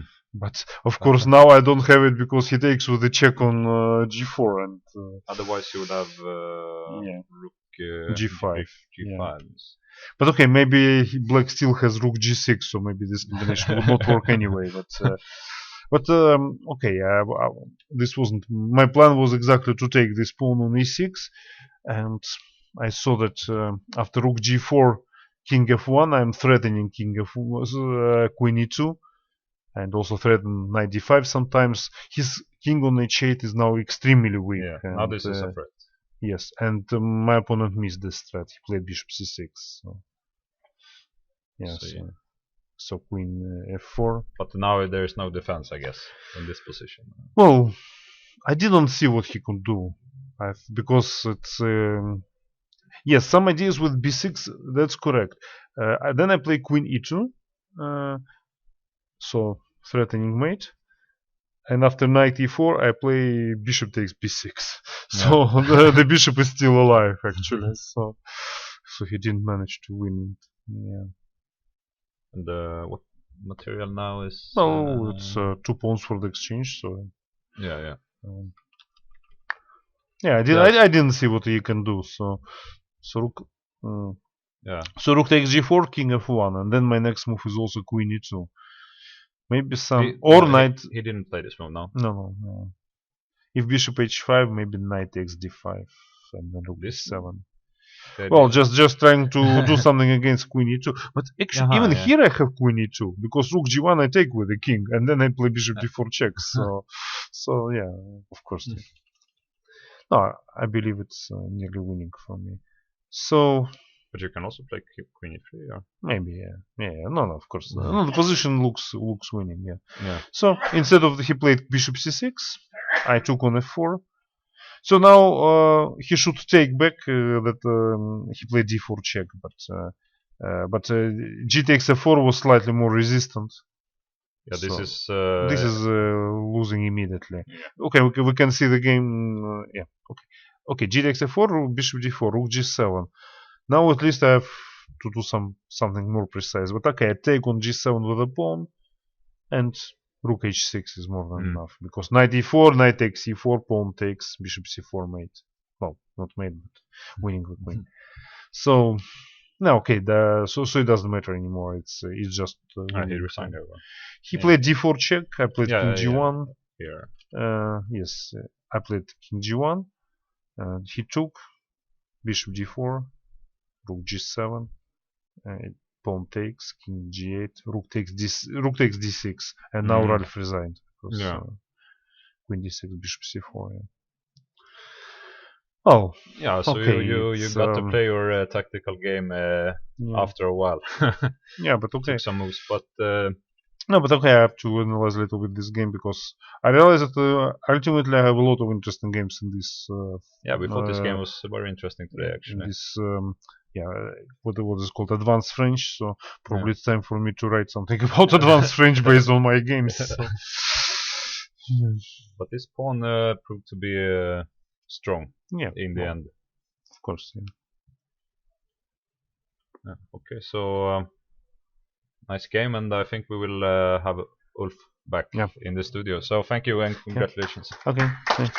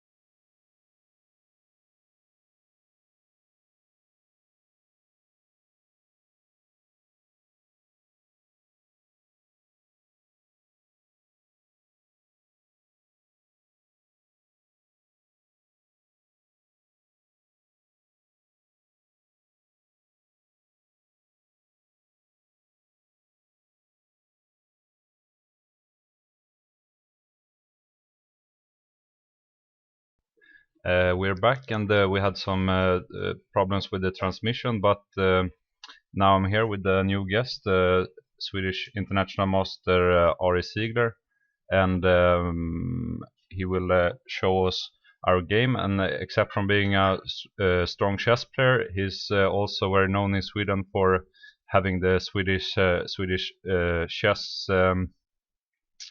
store or chess. You sell chess books and you sell chess programs and DVDs and so on. That's right. You're free to talk about this before we go to the game. Well, actually, I tried to become better in chess, but I didn't succeed. And I liked the environment of chess, so that's why I have a shop selling chess items. Yeah, and you have also some. You have worked with chess space in the past as well. Yeah, I've been chess teacher for 35 years now, and I'm very excited about chess and theory in general. So sometimes I dive into something, and it's nice to talk about it. Yeah, and at this tournament, except from being a player among the others, you are also selling books and having your store here. Yeah, we brought a lot of stuff here because a lot of people in Stockholm never comes to our shop in Gothenburg, so we come to Stockholm instead. Yeah, yeah. So we're gonna see your game now, which you unfortunately lost actually. Yeah. But you played a strong grandmaster from Russia, Evgeny Vorobyov. I've actually played him once myself, and I also lost this game, so we cannot blame you for this. But yeah, we go from the beginning, and you were playing white in this game. Yeah. And you entered the Open Sicilian, and you told me that you like theory and so on. So Yeah, that's true. But actually, I have bad results against the Najdorf with white.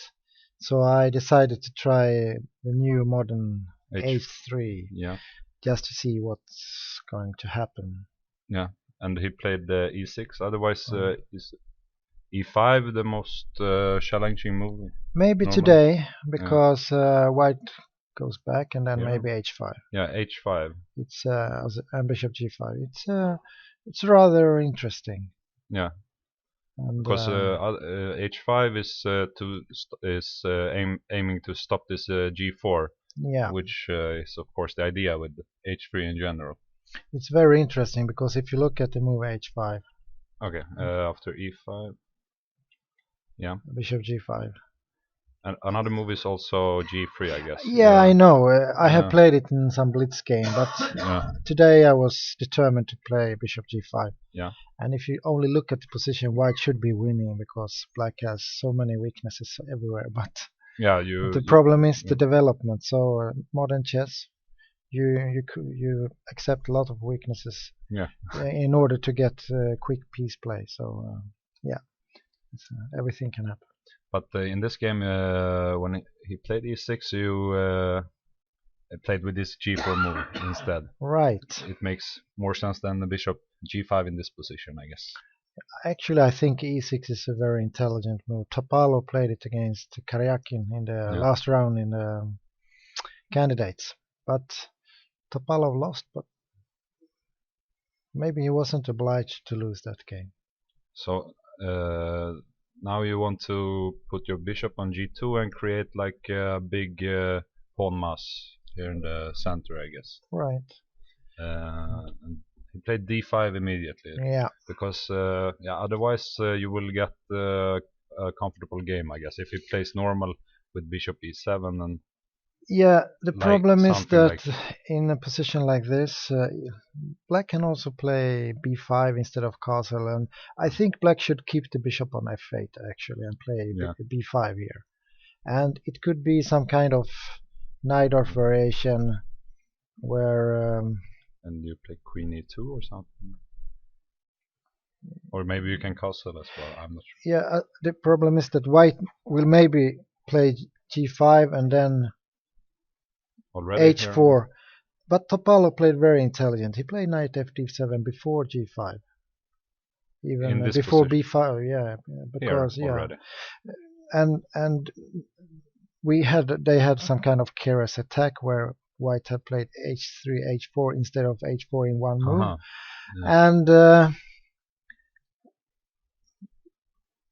maybe it was really nice for black in that game, but Yeah. but that's something for the future. Yeah, but it's more in that case, you both players rather play accept the position and just play it with Yeah, their own ideas. But now he strikes in the center again and right. changes Yeah. the whole character of the game. Actually, he played it before one Yeah. time, but I didn't think he was going to play the knight off because he played more knight off earlier in his career. Yeah. And he normally plays knight c5, knight c6. Yeah. And but of course I'm so much lower rated than him, so he wants to play some kind of position which I have not prepared. So he tries to play something which he has not played very recently. Yeah. But now in this position, your only option is really to take. I think so. Yeah. And take the knight and this knight yeah. e2. So I never played this before. I know that if you take on c3, white will have a slightly better ending. Like this. Yeah, and now maybe bishop d7 is the best move. Bishop g2. Like this. Yeah, and chop chop. Or maybe even better to make a castle. Yeah, maybe. And if you take on g2 and knight c6, white has two moves. You can play bishop e3 or f4. Yeah, even f4. Yeah. For f5 is suggested in a recent, very interesting book, but I think it's not the best move for white. It looks a little bit speculative to walk with f pawn, but maybe we are not doing very much. But you would be quite happy in this kinds of endgame, anyway. Maybe, but I'm not so happy because I want to play some interesting chess, and this is really more like a draw. So yeah. But instead, we played bishop b4 because now. I also knew queen a5, but bishop b4 I didn't know. And but the idea is to give you a double pawn on the c file, I guess. Yeah. So that's why you played bishop d2 to avoid it. Yeah, but so if you go for the same reason with you can take immediately, but also queen a5 maybe. I'm not sure. Yeah. And I could also play a3 just to provoke him to clear the situation. Yeah, so you should probably take with the bishop now, right? Yeah. Because if it takes with the knight, you can trade and maybe take on b4 instead. Actually, this could be very comfortable for white. Yeah, playing with the two bishops there, maybe. Yeah, and also pressure against the a file, so yeah, almost winning. But instead, taking with the bishop and take with the pawn. Yeah. Actually, but in general, he's almost wants to take in a way. Yeah, actually, I didn't want to play a bad structure against a solid grandmaster. No. But I should have done it anyway. But so a3 is correct, or maybe, or bishop g2. But bishop d2 is perhaps too.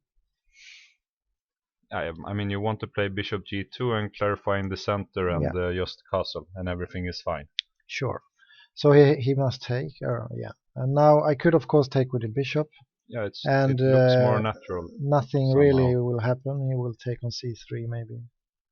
And play queen c7 or something maybe.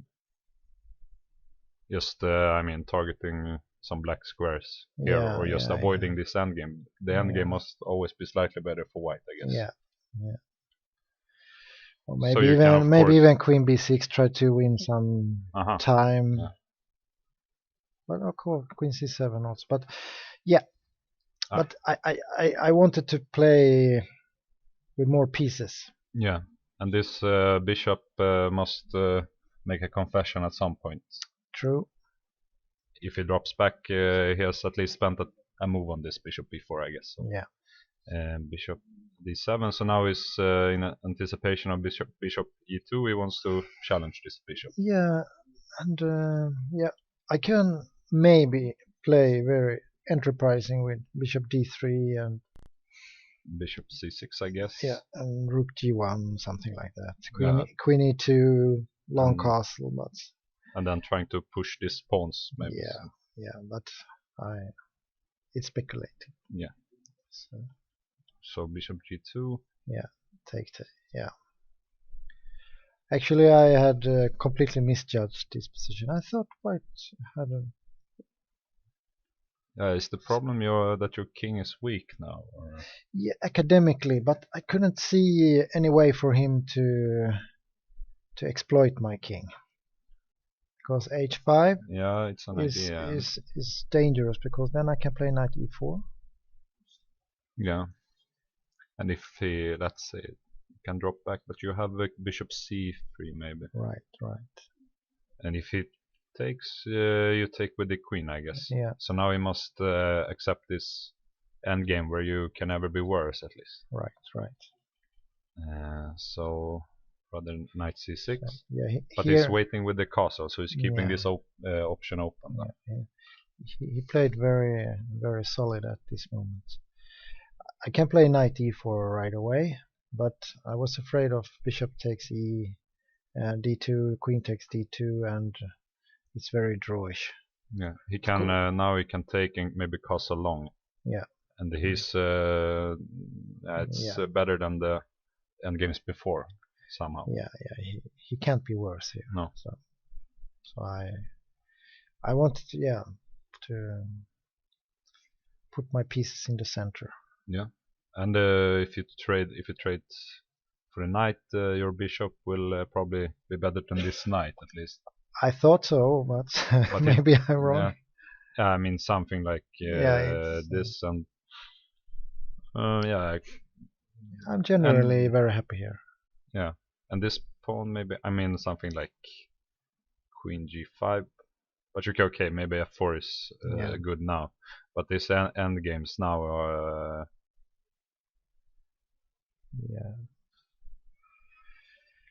something like this. But in general, you would rather play with the bishop against the knight than maybe again, I mean knight versus knight. Yeah. But bishop e7 and now knight e4. So keeping this bishop and trying to get to c3, I guess. Yeah.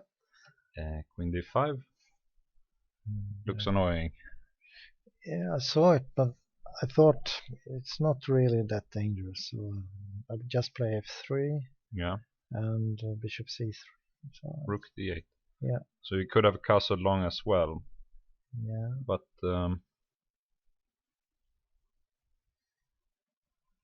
maybe it doesn't change much. I think his king is actually quite safe on e8 now. So bishop c3, right? And queen b5. I thought queen c4 was more accurate during the game, but queen b5 is of course playable. And here I thought that with the queen on b5, I thought maybe the queen isn't very good at b5, so I shouldn't chase it away. Yeah. And now you play something like queen e1, I guess. Or, or even b3. Because if he takes on d1, I take back, and Yeah, you can also maybe keep the rook. No, the pawn on g7 is under attack, right? Yeah. So we take like this. Well, with the king. Yeah, and then castles. Or maybe f6. Okay, castles. Rook b1. I thought I have an ugly pawn structure, but I can play c5, knight d6. Maybe there is some kind of pressure. Yeah, this pawn is also weak, maybe. Yeah, so ideas like this, if he tries to try to defend it with the rook b8 or something. So in the game he went queen b5 instead, but he wants to control this square. Right. So you cannot go with the queen to e2, I guess. I could play a4. with the idea Yeah. if he takes on d1. If he goes here, you play b3 once again. Exactly. Yeah. So if it takes here, I take, yeah. King takes. And rook a check. I thought I should win a pawn back somehow. Yeah. if he plays this move. Yeah. Yeah, this pawn is hanging once again. Right, But now so- you're actually Better. almost Winning. winning. Yeah. I should be You can very never, happy. Yeah, you can never lose at least. This Yeah. pawn endgame looks dangerous for black. But even, I mean, Yeah, he's completely lost. yeah. So, but Yeah, he this- would play queen b6, I think. Yeah, and then you can play queen e2 Right. And then he can play knight d4 if he wishes to. and queen f2. f2. Yeah. This is But this looks fine for you somehow. But I guess he will castle and yeah. is trying to play f5 maybe. Yeah. So it may be that your king is a little weak anyway. Could be. I'm an optimistic player. But in the game, queen e1 was played. I instead. thought this was more subtle. Yeah, So and you are trying to get to f2 anyway. with the tempo, like he plays castles and Yeah, knight. a4 and queen f2. If he changes, I shouldn't have any problem. So No. so he moves. And if he do this now, he's not in time to play f5 because I guess you have this move. Yeah. Right? And So he must play e5 in order to not lose a piece here. but this is a5 could be dangerous here. now he must also. go back here. Yeah. Now I'm, Yeah, you have many options. I'm here, pretty of course. happy again. So now you at least control this square. Right. Well, of course I can play rook ad1 here. Yeah, and But I thought that maybe was he too would trade. drawish. Yeah. maybe we'll trade. And Yeah. I'm not sure if this is an option now. Maybe. Yeah. I take. You take here, rook takes, I guess. Yeah. And But you can actually, okay, you can trade queens with this move, I guess. but also, yeah. But actually, he don't threat very much in this position. No. So I was not very afraid of f5. So But I got this fantastic idea with queen g3, but it was more based on hallucinations. Okay, so the idea is, except from taking his queen. No, I thought queen b6 like he played, and he played e5, no, but- he played e5. Yeah. If queen b6, Because- you have at least Yeah, no, repetition. it's not allowed according to the No. rules. So after queen b6, I was just thinking that he cannot move the knight very easily. I can play something a5. If he takes with the knight, I have queen e5. But he cannot take with the knight now. It's No, but unprotected. if I play something else later with a rook into the center, I can still play a5. He cannot take because a queen e5 threaten mate on g7 and the yeah. knight. So I thought this was very interesting. Yeah, And he But the- played e5, and I was sure this must be slightly better for white, but I totally misjudged his position. so he leaves this two light squares now. Right. And, So maybe I could try. yeah, rook ad1 looks natural. Yeah, of course. But I thought that was too drawish. So Rook f2. So yeah, if I have some practical problems here because he threatens either knight d4 or bishop b4. mhm, So he exploits the fact that I played a4. yeah, And I could try b3. Hmm. And the idea is if he plays bishop b4, I play bishop b2. And just keep the tension. Yeah.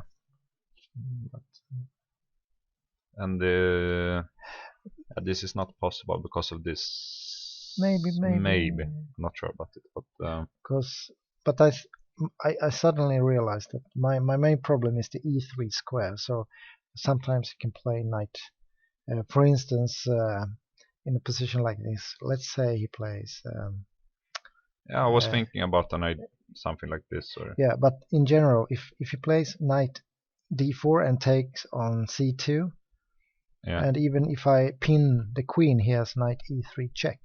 So Hmm. I thought he really wants to get his knight to e3, and in many variations, if I'm going to stop it, I get other kind of problems. yeah, So I had much more problems than I believed there yeah, were in this position. So suddenly I got very confused. yeah. After this move, Yeah, e5. yeah. So I was thinking half an hour here, and the more I thought about the position, the more confused I became. So I tried, for instance, I wanted to play rook a e1. e1. Yeah, Yeah, just putting yeah. pressure on e5, but bishop b4 can sometimes be slightly annoying. And the problem now is if you take, you cannot really play c3 Yeah, because of knight e3, I guess. yeah, or even yeah, and also And if he's yeah, if he is allowed to take, I guess he can just go knight d4 or yeah, and yeah. put pressure on f3 with queen c6 or something. I mean, you will have to play rook f2 anyway in That this kind line. of pressure is not so dangerous, but more dangerous is that if he comes with a knight to, for instance, f4, if I play very passive, Yeah, knight d4, knight d6, knight f4, and he starts to yeah. get a grip on me. So So let's say something like if I just make a random move, yeah, take knight d4, yeah, protect this pawn, rook f2, and yeah. now maybe rook knight, Maybe it's not working, f6 yeah, something, but in and general, this knight will come yeah, to the f4 square. It's not so easy to play this with white, maybe. no. But I misplayed it here. So this pawn would be much better now on a3. Yeah. With the because this bishop is otherwise very strong. It's hard to challenge it otherwise. Yeah, yeah. But here maybe I should play rook a e1 anyway. Yeah, rook a d1. E1. E1, okay. And if he plays bishop b4, I just play g5 with the idea of playing something like h4, h5, h6, Yeah. and put everything online. Yeah. Gamble a little. So he can take now. Yeah, and I just take with the pawn. Ah, you take with the pawn, yes. Yeah. So now you control these squares at least. Yeah, so I have sacrificed all kind of endgames. Yeah. And I hope to win in the middle game. Yeah. So you will just. Right, right. Sometimes, okay, knight f6 I can play, but it's nothing really happens because it just moves the king. Yeah, yeah, yeah. Um, Like this. If he would take now, you would have mate on the board. right. So yeah, you played rook f2. Yeah, it was a subtle move again, with the idea of protecting. Yeah, you protect the second rank at least. Yeah, and preparing doubling on the e file. On the e file. The e file, yeah. And yeah. And sometimes maybe rook f1, f4. Yeah, I was thinking about this and trying to play f4, yeah. creating some kind of pressure against Yeah. those pawns. It's more imaginary. Yeah, he's allowed to make moves as well. So Yeah. now he plays bishop b4. And I play what's g5, right? Rook e1. Ah, yeah. Rook e1 was maybe not the best. Okay, queen a5. Actually, here I was a little bit happy because I saw that he likes to grab pawns, and yeah. sometimes he get crushed. So I was a little bit happy here because now he was trying to get some pawns. Yeah. And here I think g5 was okay, and he took on c3. And now I think I should just take with the pawn. Yeah. And with the idea, if he takes on a4, knight f6, king h8, rook e4. And now he maybe must play queen a3, I don't know. And knight takes h7, king takes queen h4. And if king g8, queen h5, maybe he has to play rook e8 And rook h4. But he can't when the queen is on a. Yeah. Right. Yeah, and now rook h4. Yeah. Right, and king f8. I thought I have something at least. Something like this, I guess. Yeah. You have to try. So, I don't know.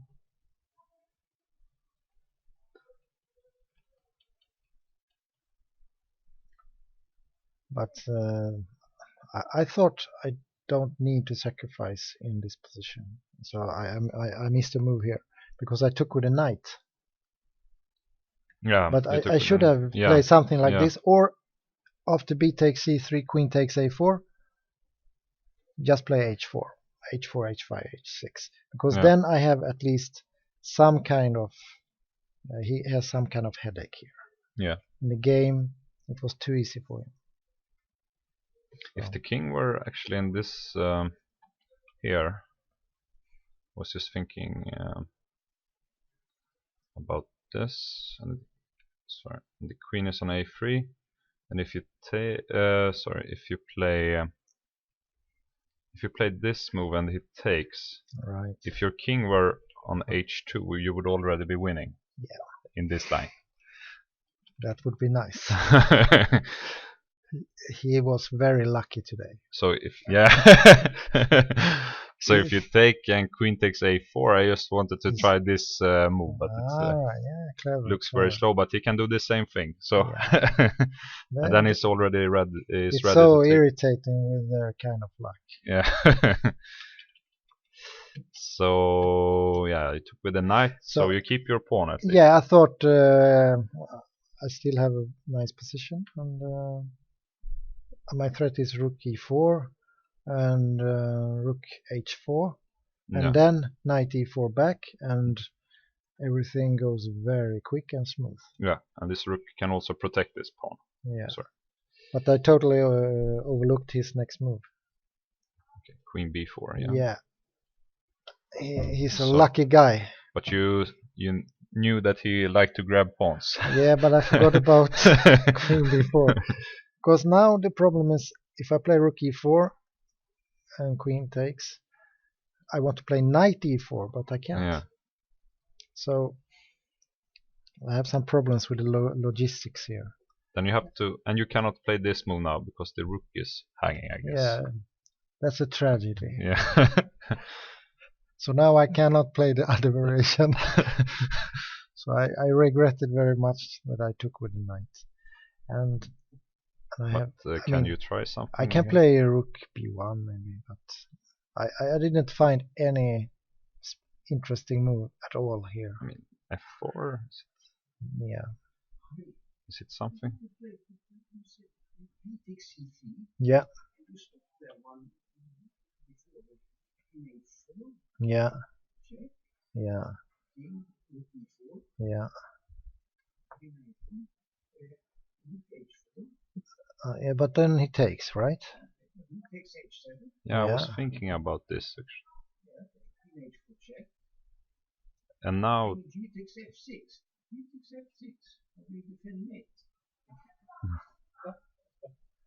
you also lucky today, right?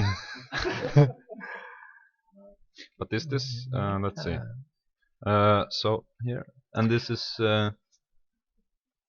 queen a3 is the only I don't know. Best square maybe, but it doesn't help this. Yeah, maybe he cannot take it. This move is dead. Maybe he must play h6. No, but h6 loses to this, I think. But then he cannot take the pawn on a4. Then you protect it with this move. Exactly. So he can go here now. Actually, I think Johnny Hector once got the question, who is the best tactician in Sweden? You know what he answered? Ulf Andersson. Ulf Andersson.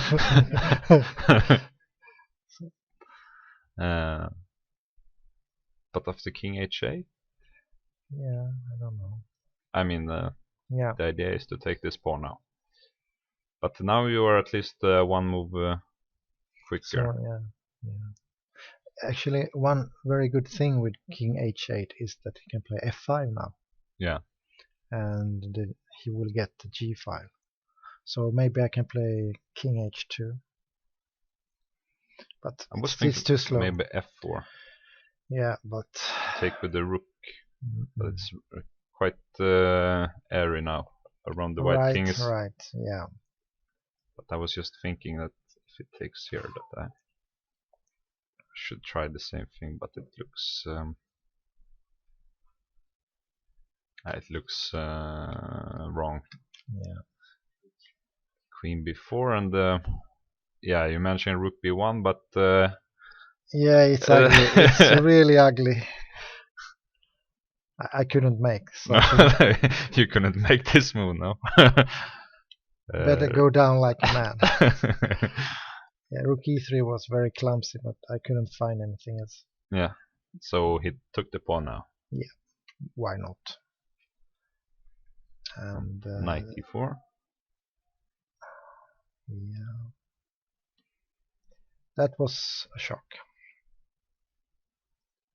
So now he's threatening the rook, but also he's ready to go rook d1, I guess. Yeah, so my rook moves were stupid, all of them. Yeah. So I lost 4 moves. And now it's completely lost, I guess. Yeah. So I must play rook d3, rook the only d3. move. Yeah. Because rook d1 is a threat. So he was lucky again. Yeah. I was almost winning, but so it takes to play queen e3. Yeah, nasty move. So, but I was a little bit optimistic again. I thought, all right, if he takes the d3 pawn, it's maybe 1 pawn too many. So h4 with the idea if queen takes d3, h5, and h6, and suddenly I have something. Yeah. A little something. Okay. He played very good. He played king h8. Yeah. Well. And the idea is to play f5. To play f5 on this. Yeah. So if you take en passant, this is already a threat now. Yeah, I did that, but actually maybe after f5, I wanted my first instinct was to play f4. Uh-huh. That is probably the best move. So I guess he... If he takes, I take with a knight. And... g6 maybe. Yeah, h6. Yeah. I have something. Yeah. Yeah, you can try it at some point to get to the 7th rank. Right, or knight to f6, or just checkmate him in the back rank. And you're actually only 1 pawn down. Exactly, so it's almost winning. So f5. But then I thought that the other line was more tricky. Yeah. So I made some gambling here. Yeah. And yeah, must do something about this knight. So we take and king h3. King h3. I thought this he had not looked at. I thought that he just played this because he thought it must be good. Yeah. And suddenly I play king h3. Maybe he get nervous. Something happens in his brains. So the problem with this move now is queen h4 actually. Right. So now you may be even better. Never better, but queen f4. But I have maybe a draw. You can exchange queens here. Yeah. And he has it's equal material now. Yeah, some check on g3, knight d4. Yeah, but he cannot go for this, of course. So no. So he was thinking very long, and he found queen h6. Yeah. A nasty move. So threatening h5 and also protecting this pawn. So his luck never stops. So queen h4 must be played, I guess. Yeah. Only move. He can play f5 now, maybe. Yeah. But knight d4 was good. Actually, in this phase of the game, he was really impressive. Yeah. He saw everything, and he played very solid. Yeah. And strong. So all his pieces were protecting each other all the time. So it was a little bit magic here. Yeah. Okay. But knight f5 and The idea is to play knight f5. Yeah. And I wanted to confuse things, so I stopped knight f5 with knight d6. And f5, his plan, and knight c4, attacking e5. So now this square is occupied by a pawn at least. Right. So I tricked him. Yeah. Queen e6. Yeah, and f4.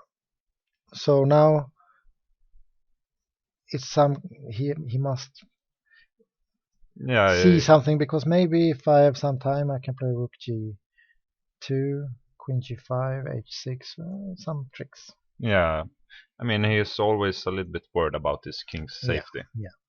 Which, I mean, is always an option that he may play some more passive moves just in order to not allow anything. Right. I just wished that he wanted to win quickly and make a move a little bit impatient. Yeah. But he was really solid. For example, e5. Maybe you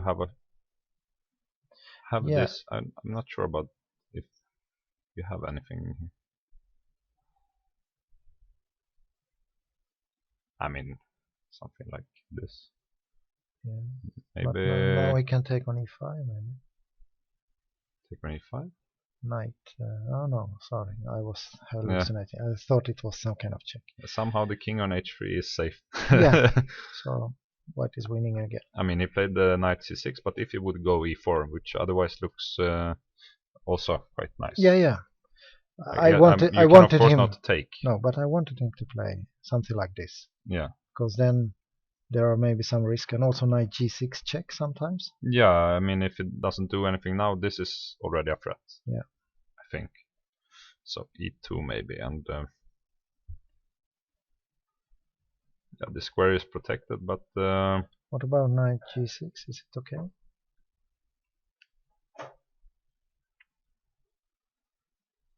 Yeah, maybe this is okay. I don't know. Interesting. But actually, I'm not sure, because even this, I mean, I couldn't actually. Yeah, you have perpetual at least. Yeah. So that's a success in this position. Yeah. That's right. So that's why knight c6 was simple and strong, solid. Yeah. Maybe I should exchange everything here.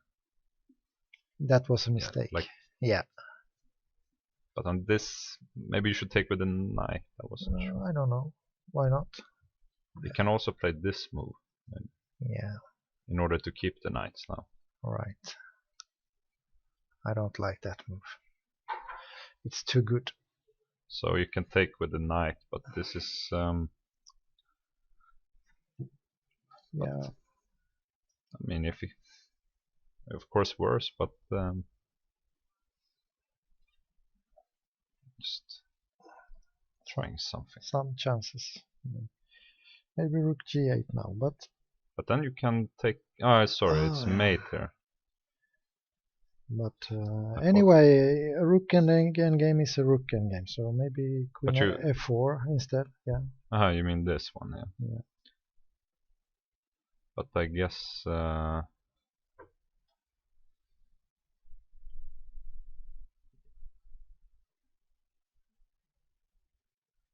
Yeah, actually, I'm not okay. There are some options. I don't know, like queen a1 maybe. Ooh. But in general, this is probably lost at this point. But I was a little bit too optimistic here. Or I don't know. I just thought I wanted to get to the g file, so I was a little bit like tunnel looking. What's it called? I was blocked with this idea of getting to the g file, so I didn't investigate the other alternatives good enough. Yeah. So rook g2 was a little bit wishful thinking. Yeah. The problem is, I don't know. This knight is now out of the game, so to speak. Yeah. Especially if he can take maybe on I don't know what he played. Yeah, he took. Yeah, he took.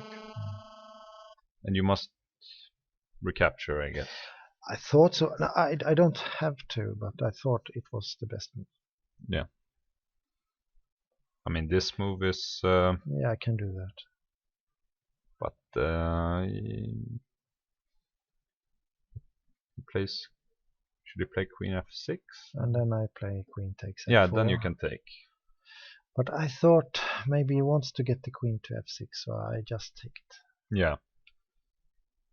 Yeah, the Queen is not so good at E6 actually. At least if you stop this F4 move. Yeah. So I mean, even at this point, it's not so easy for Black to finish this game. Not for me if I would be Black, but for Vorobyov it was a matter of technique. Yeah. And you're ready to go knight d6 now, maybe. But he played rook Actually, d8. my idea was to go knight e3 Uh-huh. and try to.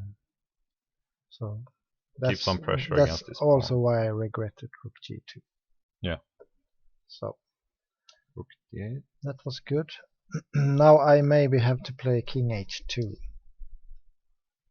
Just. Okay, can you play a move like rook g3? The problem was rook d4 and f4. Yeah, f4 is a check, right? But it's maybe okay, because if I play queen g5, f4, yeah, and check on d3, and then it's mate on e1. I saw it later because I wanted to play this, but then I saw this checkmate because I thought there are no checks, and I'm threatening checkmate or h6. And actually, if he plays this move, you can take and play knight e5 with mate and threat on the rook. I mean, he must play this check, and you must go up. So actually defense against the mate, but now it's a new double threat. So of course this won't happen. So I had to adjust my plan here, but takes and queen h2, king h2 is better. Yeah, I mean the queen is quite good on f4 because you always have this option of going to a black square, trying to at least create the threat. So now this was he played very strong here. Yeah, I thought that maybe queen f3 is objectively stronger than king h2, but I understand afterwards that I had to sacrifice this pawn on d3. Yeah. And hope for the best. Yeah. So, but if king h, he can he play b5 as well here? Yeah, but then you then take I have a knight e3, right? Yeah. And it's not so easy anymore. I mean, it's tricky actually. Yeah. b5 now. Yeah, that was strong. So the difference now is that he has this check. But okay. No, the difference is that the free pawn will also be hanging after knight e3. I mean, when the queen was on f4, it wasn't the same thing. Yeah. Now we cannot defend this anymore. No. So rook e2. Yeah, that was a mistake. But now it's lost. It's lost. Yeah. But he played very strong again. Rook e2 and queen f6. It was. The threat is knight d4. So I made my last trick here. Yeah.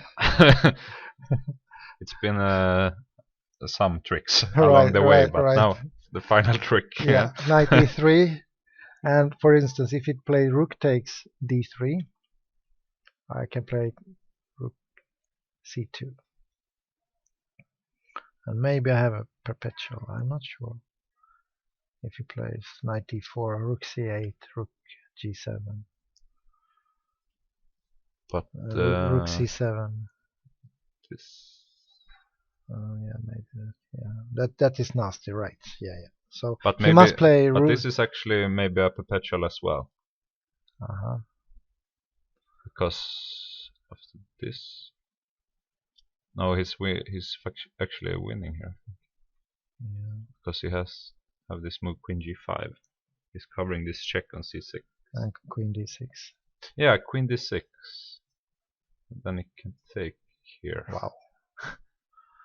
Yeah, I was still hoping for this. Yeah, I guess he wanted to avoid these kind of variations. Yeah. So he played, of course, a knight D5. So the idea was if he plays Queen D6, and I play Queen H1, and if he takes on D5, that is strong, that is winning. But if he takes on D5, I have Rook E8 check. That was my last trick. Yeah. And yeah, maybe it's losing as well. I thought then I will finally get to check on the G file. You have a check here at least. So. Yeah, but okay, it's still losing. Yeah, he was very solid. Yeah. So he played, yeah, very strong. This was, yeah, he took, and you resigned at this point. Yeah. Because he didn't fall into my trick, so I overlooked this fork actually on G1, so you cannot play an endgame, but no. This one is. But in general, I mean, you did create something at least. You lost a pawn, but then you kept fighting anyway. Yeah. But, I mean, it wasn't so sure around. And there were some technicalities left for him, but I would rather not end up in a position like this. Yeah. It happens too often. Yeah, but thank you for being here and showing this game. My pleasure. And I think that we will conclude the commentary for today as well with this game, and we will be back tomorrow and the day after tomorrow. Nils Grandelius will join me instead of Ulf Andersson, and he will also have a seminar here 12 o'clock tomorrow, 2 hours before the round starts. He will talk about his game against Magnus Carlsen and show us his view on this game. So I hope that you watch tomorrow as well, and thank you for today.